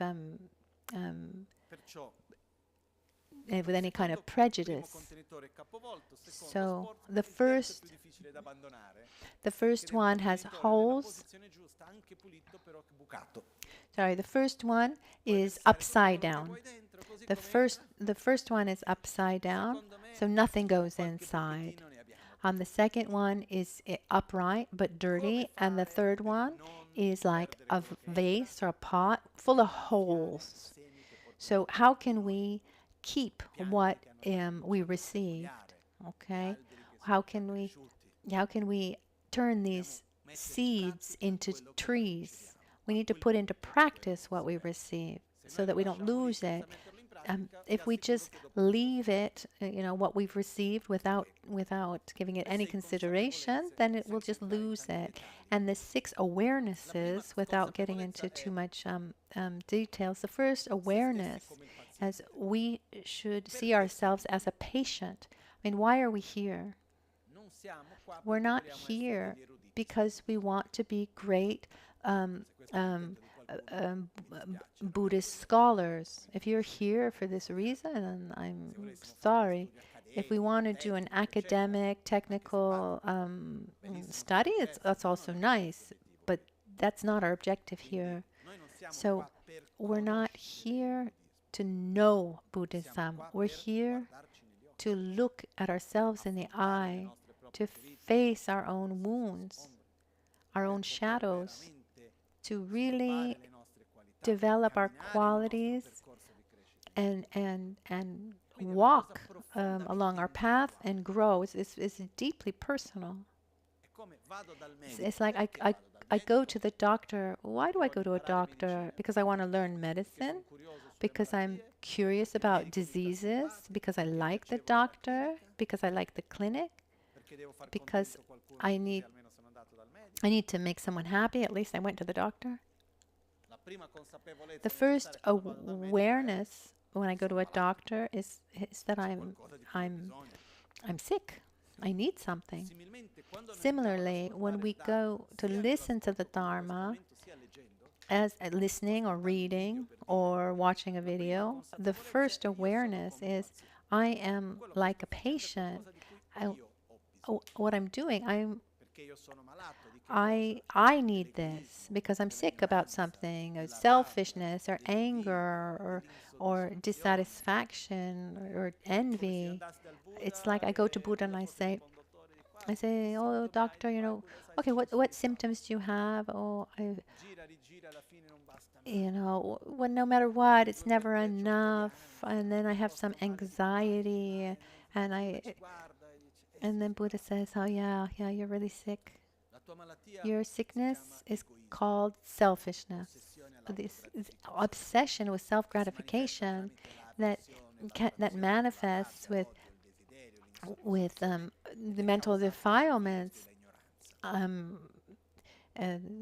anger, envy, resentment, dissatisfaction, and it's caused by the virus of selfishness and ignorance.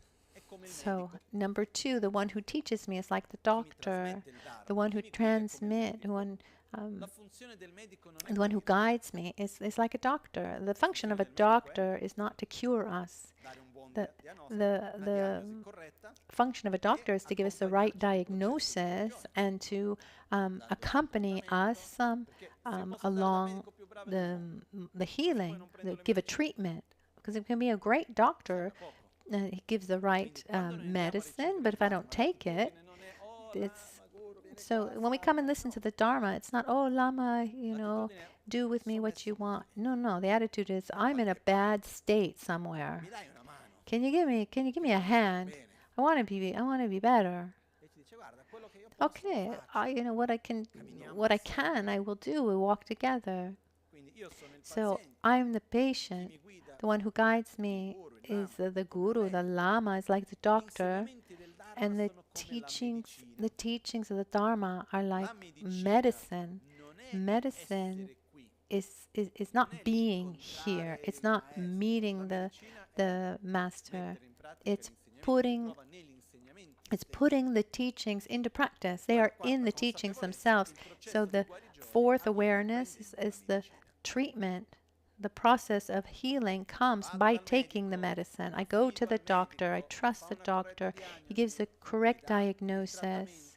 And then I go to the pharmacy. I buy all the medicine, and I put it all on the shelf. Am I going to heal? And then I complain because I haven't healed and the medicine doesn't work. No, the process of healing comes when we put into practice the treatment, when we apply the treatment. I take the medicine and I change my lifestyle. Like in my case, for example, I'm lactose intolerant. I take medicine. I take medicine against inflammation, but I eat cheese every day. Can I complain that the medicine doesn't work? So I'm the patient. The one who guides me is like the doctor. The Dharma is the medicine. The process of healing comes by taking the medicine, which means putting the teachings into practice. And the fifth awareness, I can heal. I believe that I can get out of the cycle of suffering. I can heal. I have faith in myself. That's fundamental. Also because the sixth awareness is the process of healing is long and gradual. Because the sickness is chronic. It didn't come from one day to the next. And if I don't have trust that I can heal, then how am I going to make the changes in my lifestyle, take the medicine? So applying a treatment is tiresome. It's tiresome because we're going against the habits that we have. We create new habits. The most classic example is about eating. Our diet. Once in Tibet, I was alone. There was I was near a village, and I was with very simple people from this village. People probably who had never even left their village, much less Tibet, and they were around me. Oh, what's it like in the West? Oh, bring me to the West, bring me to the West. And joking a little bit, I said, you really want to come to the West?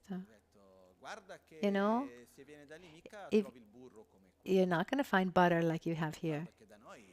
The butter here,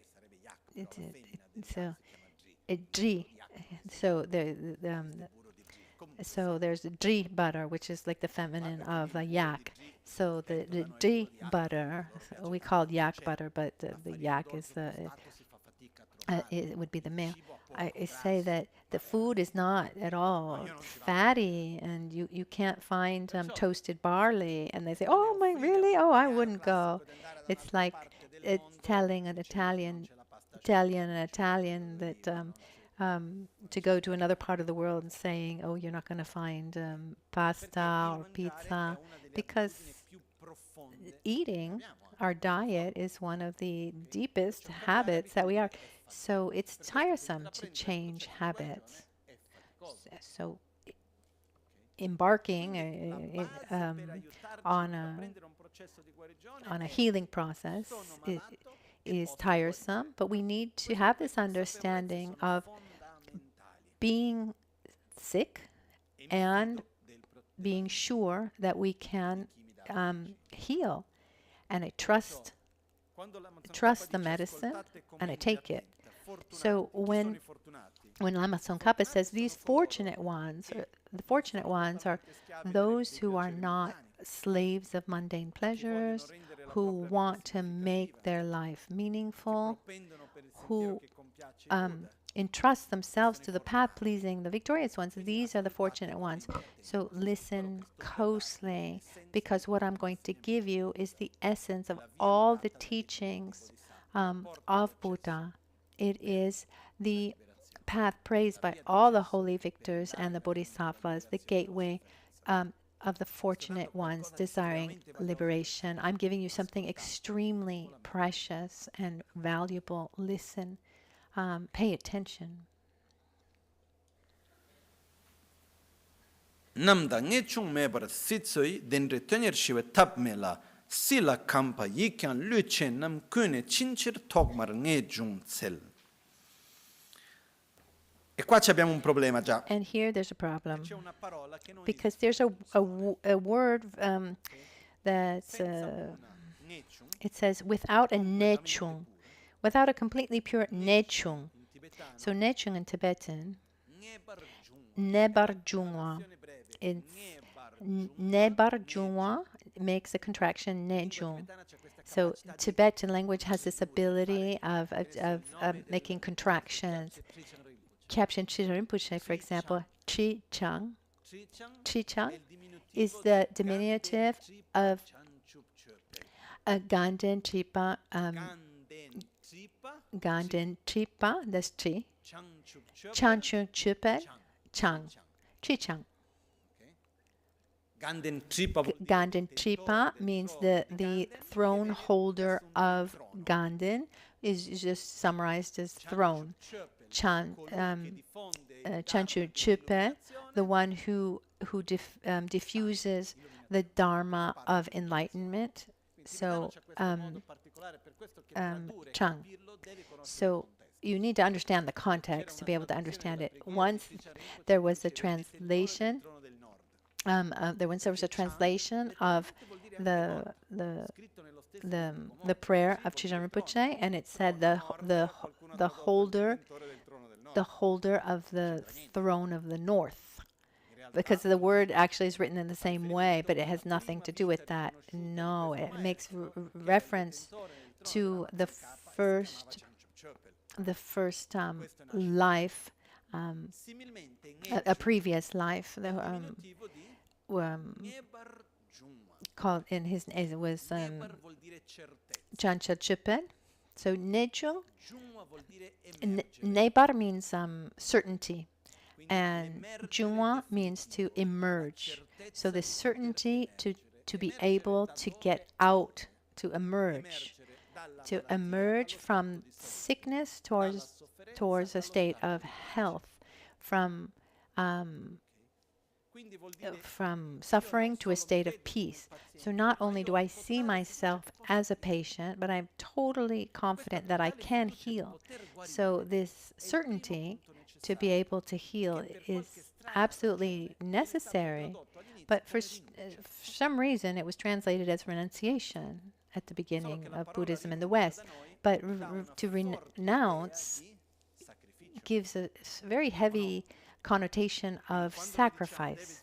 When we say you need to develop renunciation, it feels like the beginning of the path is about sacrificing, abandoning the things we like. No. So if we use renunciation, we mean to say we are renouncing to suffering and the causes of suffering. But the correct term is definite emergence. So without a completely pure definite emergence, nechu, there's no way to pacify the attachment that seeks pleasurable effects in the ocean of samsara. Just imagine being in prison. But I was born in prison and I don't have any memories in any other context, and someone talks to me about a reality beyond the prison gates. But if I don't have the total determination to want to get out of prison, and I don't think it's possible, and I don't recognize that I'm in prison, if I don't have this definite emergence of getting out of prison, I will try just to have a comfortable life in prison. Because our prison is not a place. It's an inner cycle, the so-called samsara. Samsara is not a place. Samsara literally in Tibetan is korwa, which means cycle. Sometimes when we talk about samsara, we imagine a place. Oh, we're condemned to stay in samsara. No, nobody's condemned us anywhere. Samsara is a cycle of ignorance. In just a few words, I perceive reality in myself, but reality appears to me in an incoherent way, as if it were autonomous and independent, objective. And consequently, I live detached, and I generate selfishness, this obsession with self-gratification. And from this obsession with self-gratification, we define everything as an object of attraction or aversion, and we develop anger or jealousy, the so-called mental defilements. And the definition of mental defilements is raptuchivat, that which, when is present, it brings the mind to a strong state of non-peace. These are mental defilements. So, on one side, we have mental defilements that comes from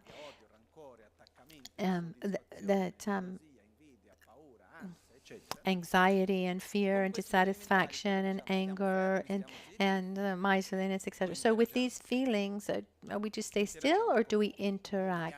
We move that energy, we act. Every action never ends in and of itself. It creates an interaction, creates a transformation. So with the mental defilements, I act. That action, sooner or later, will bring a result. These results show up in our sensations, often as suffering. And in front of suffering, how do I react? With other mental defilements, with which will push me to act and create more suffering. This is called the cycle of samsara. We can get into more details, but for now, just generally speaking, this is what we call samsara. So today we're in the cycle, aren't we? We act guided by jealousy and envy, attachment, anger, selfishness. We react to situations. These actions bring results. How do we respond to these results? it's not like we say, "Oh, I feel bad. Something I don't like happened." We don't say, "Oh, it's my karma. That's ripening." No. How do we react? With other mental defilements and anger, etc. Within this cycle, we try to be happy. And there are some things here and there that do work.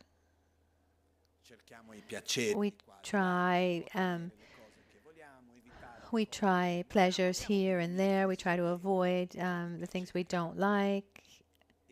And we live in this burning,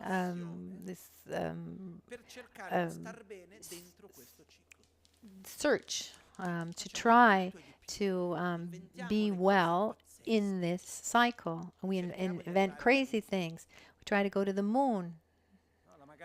Lama Ganchen said, they say that man got to the moon.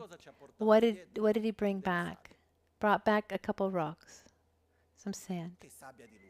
Okay, it's moon rocks. Okay, but what did it actually bring us? How did it alleviate man's suffering? I don't see that it's helped so much. So what happens is by staying within this cycle, we try everything we can to not suffer. Political systems, medicine, art, wonderful, incredible things of all kinds, trying in any way possible to be well within this cycle. And so without a completely pure, definite emergence, without certainty to want to get out of this cycle and thinking and being sure that I can get out, there's no way to pacify the attachment that seeks pleasurable effects in the ocean of samsara. Because at the end of the day, who's the greatest competitor? It's this craving for pleasure within samsara. You know, we say, okay, you know, Buddha said this, that, and the other, but maybe there's some hope that there's still something. If someone came today and proposed to us, do you want a sure, comfortable samsara? You know, I give you, you know, I give you the things that you like. I take away things you don't like. You know, or a long path that will bring you to that will bring you everlasting inner peace. You know, so in a spiritual path. Seriously speaking, we usually think, okay, sure, we want this spiritual path, but we're still attached to, you know, it's still hopeful that we can be happy within samsara. But without this certainty of and desire to get out of samsara, I won't stop this constant search for unsustainable happiness. So also, by craving for cyclic existence, embodied beings are continuously bounded. It says, Sila Kampayi Kyan Luchenam, Kune Chinchir Tomarne Junsel. We identify ourselves within this existence. We have an identity in this way of living, in this reality, this attachment that we have to ourselves, to our own reality. This imprisons us even more. So, it's like saying, not only are we in prison without knowing that we're in prison, and and we try to make the prison a happy place. But we're attached to the prison because we can't imagine ourselves anywhere else. So this first step says, therefore, seek renunciation, this nechung, from the very beginning. In other words, we don't do what we don't want to do. So even the sixth Dalai Lama, I've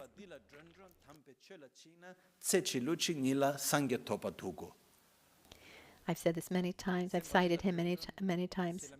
If my mind went there,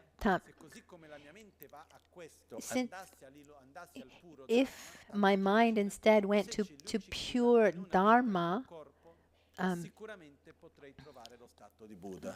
then I could certainly find the state of Buddhahood.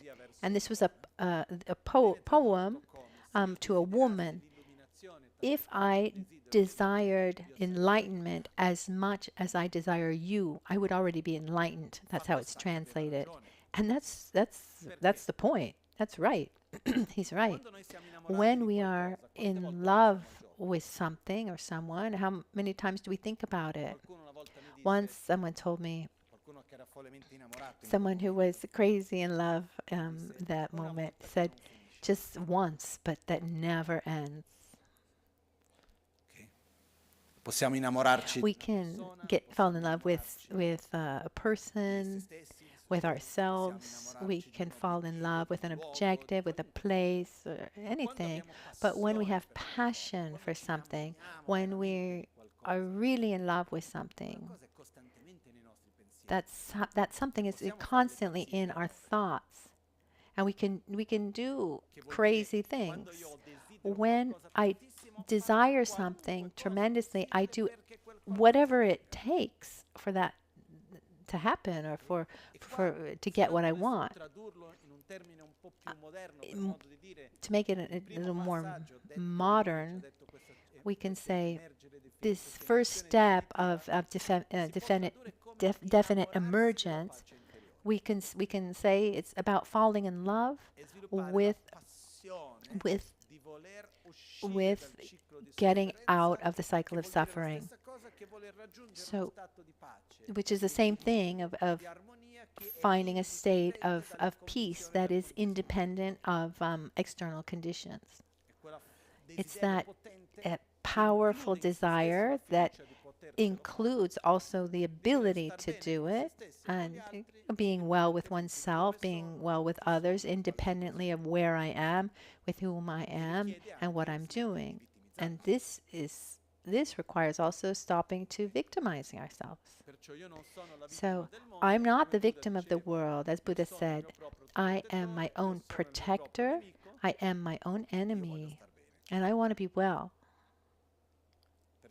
So if I don't develop this passion, this desire, I will just keep faking it, pretending that I'm walking towards enlightenment because I call myself a Buddhist. I like it.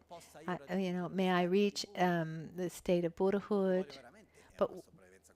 But what I really want is a comfortable survival. I want my husband to be in a certain way, my wife to be in a certain way. I want my children to do this, that, or the other. I want my parents to act like that. I want the temperature to be right, etc. I want my business to go in a certain way. I mean, we all have long lists. Huh? We will not put energy into what we don't want. Here, Lama Tsong Khapa says, remember, the first step, right from the beginning, is having clarity about what you want. And if you don't want inner peace, if you don't want to get out of samsara, there's no way to walk in that direction. It's not something that will happen if you don't want it. It's like if someone is in a strong state of addiction. So to get out of that addiction, the first step is that person needs to want to no longer be addicted. If I don't recognize that I'm addicted to something, I don't want to get out of that situation, I can pretend to want to make that person happy, but that addiction will remain. So it's fundamental for us, first of all, to ask ourselves sincerely and deeply, really, what is it that I want? Okay, family, friends, and work, money, that's all fine, okay. Those are means, but deeply, what do I want?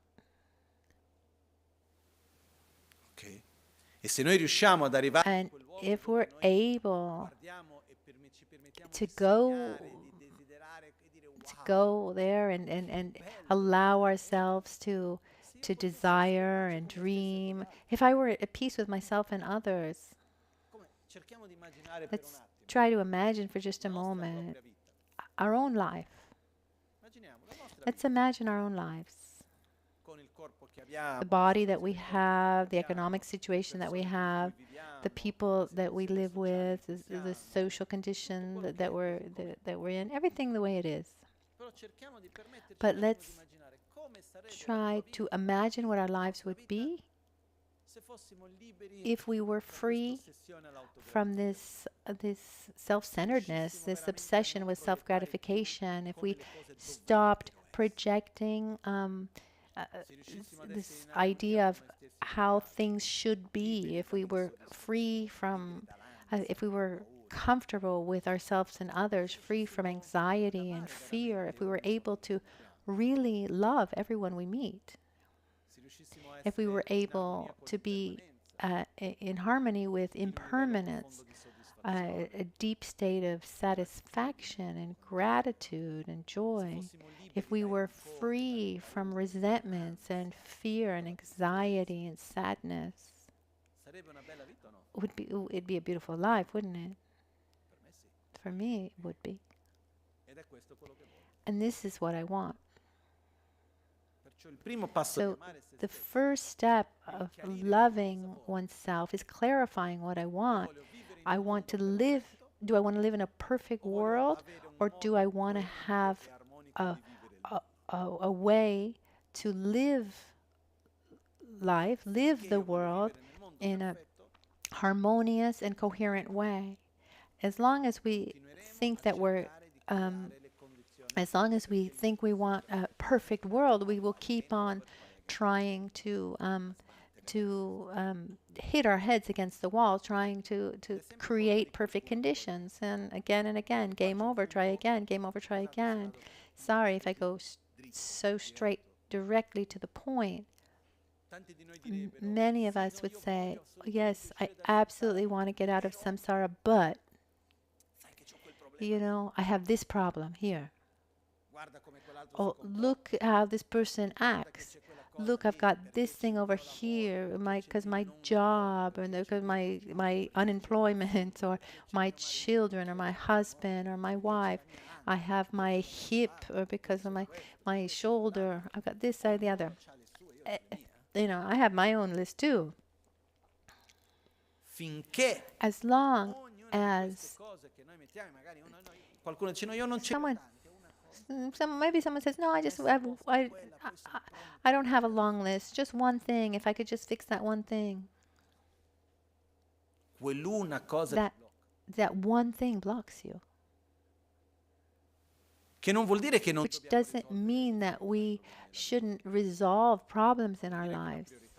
It means that our priority is somewhere else.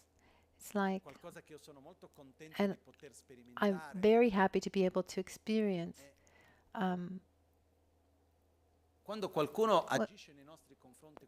when someone acts with aggression towards us, for example, the other one is free to do what he wants. obviously is not free from consequences. If someone acts with aggression towards me, that's his or her choice, with awareness or not. But how I react to that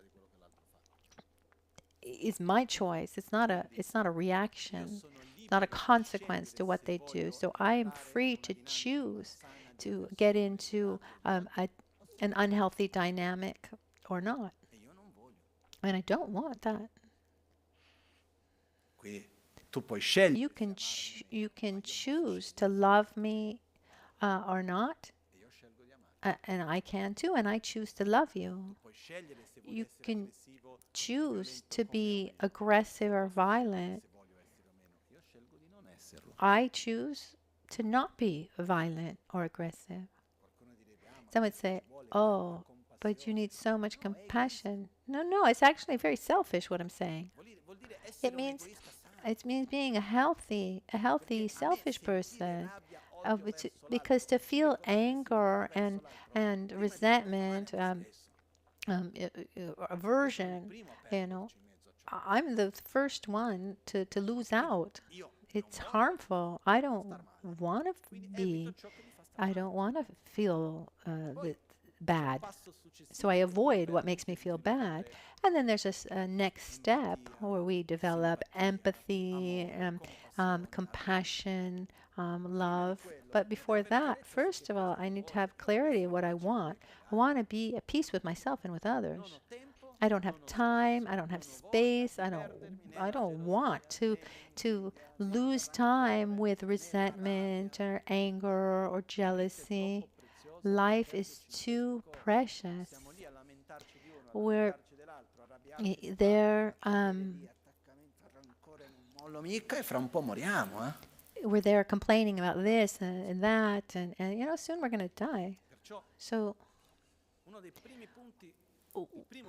the first fundamental point is asking ourselves, defining what we want.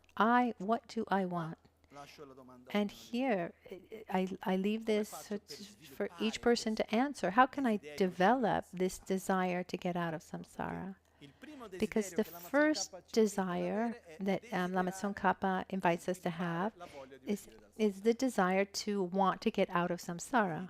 So it says, therefore, seek definite emergence from the very beginning. Fall in love with inner peace. And then the next step, he tells us how to do it. And I'm going to read it very quickly, and then we're going to stop because we need to have lunch. It says,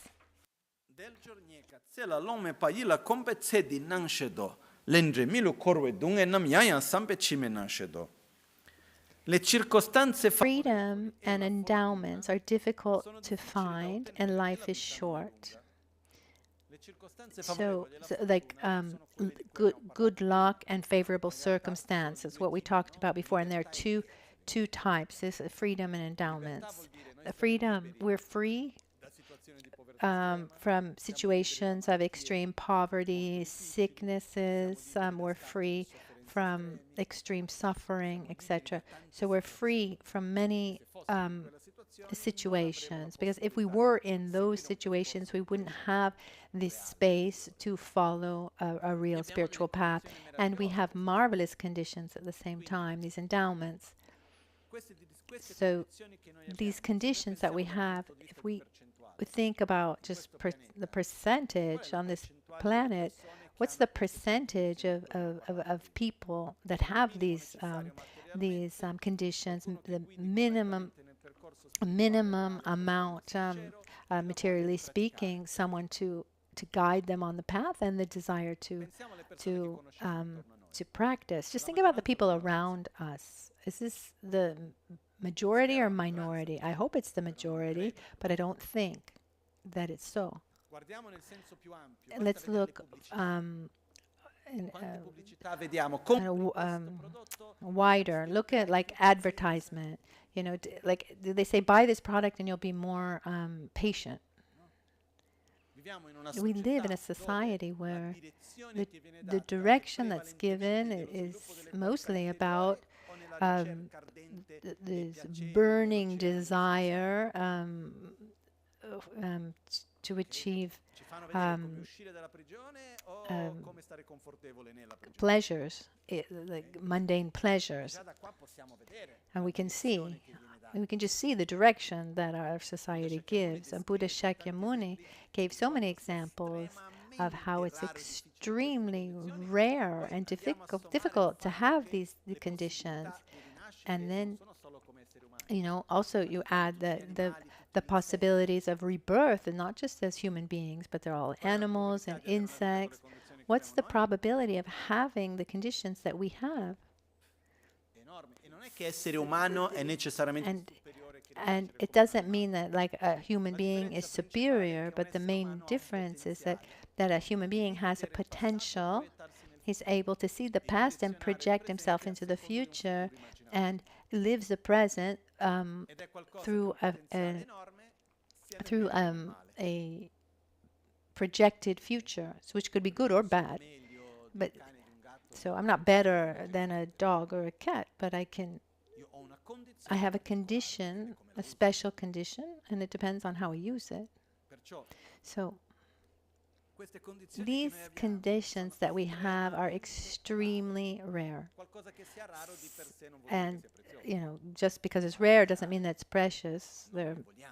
We don't want any rare diseases, for example, but it's precious because if it's used in a correct way, it can bring us to that place where we all want, where we are out of this cycle of suffering. But these conditions that we have, and we don't know how long they're going to last within this life, or even when this life finishes. When this life ends, it's not said and it's not obvious that we're going to continue to have these kinds of conditions. So here it says, freedom and endowments are difficult to find and life is short. By gaining familiarity with this, attraction to the appearances of this life is eliminated. In other words, if not me, then who?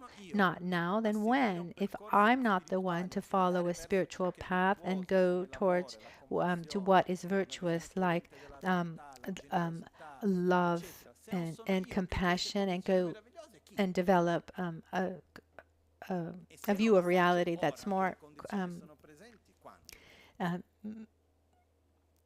coherent, then who's going to do that for me? And I don't know. If not now, then when? I don't know how much time I have to do this.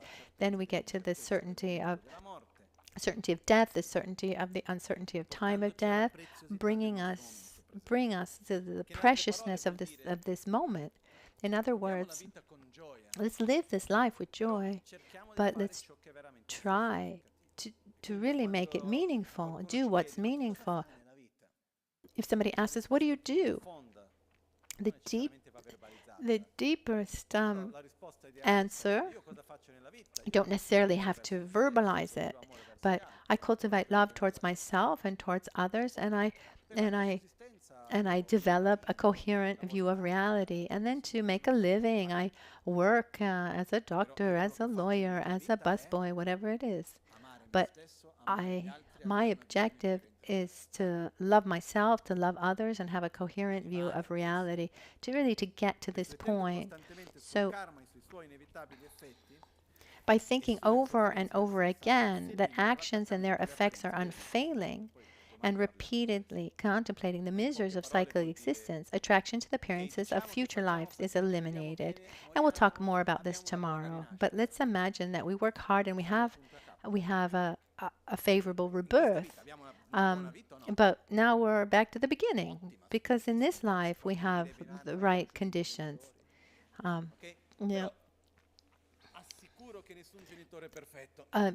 Maybe somebody says, oh, I could have better parents, but I can assure you that there are no perfect parents.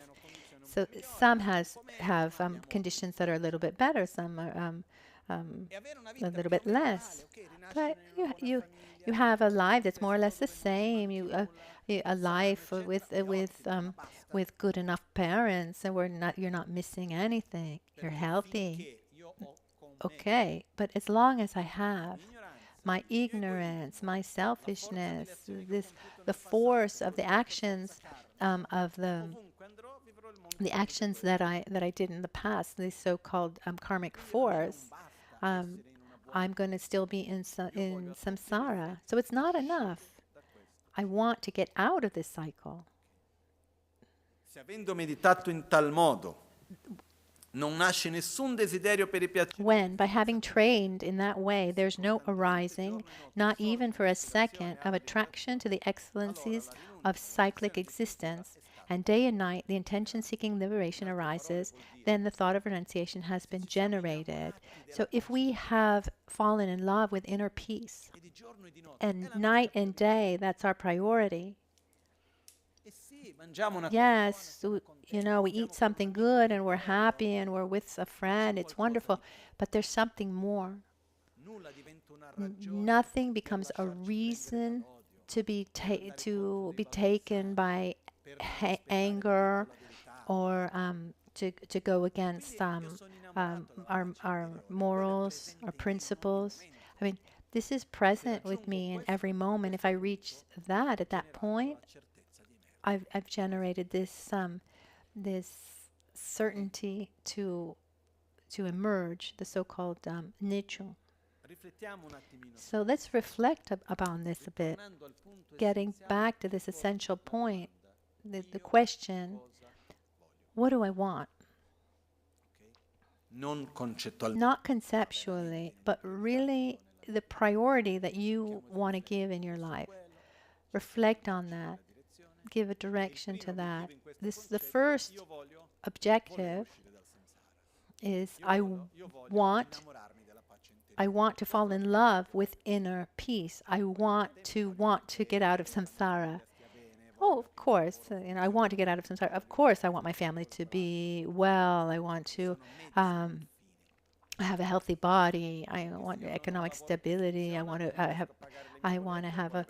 have a work, because if I don't have, a job to pay my bills, it's going to be difficult to meditate. If I'm in a familial context situation where there's a lot of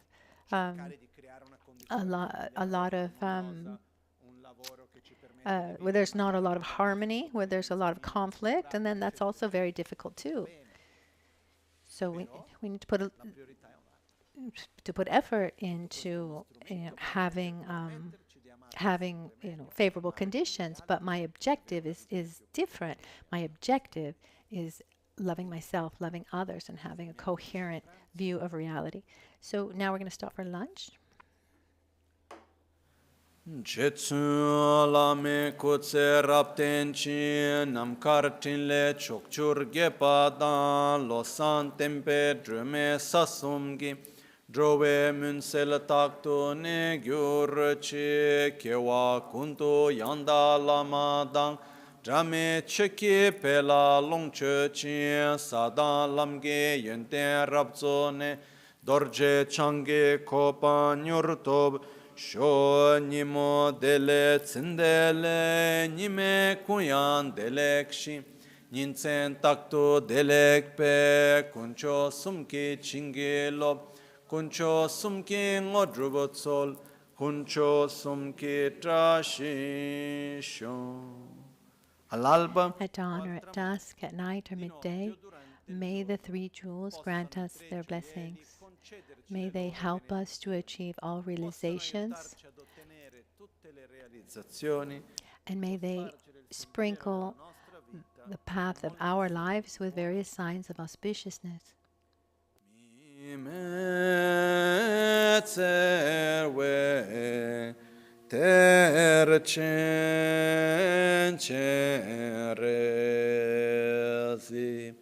Dime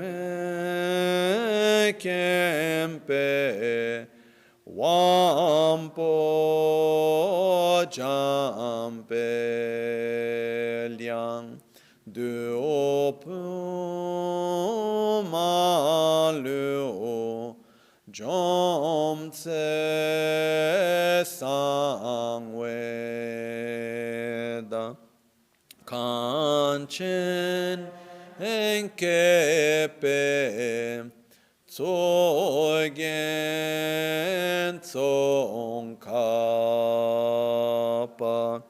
lo san trakpe shabla asolwade.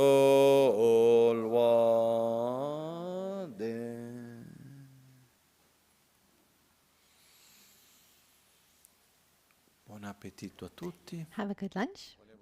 I just want to remind you that this afternoon at 3 o'clock there will be the chud practice, which is a really beautiful practice.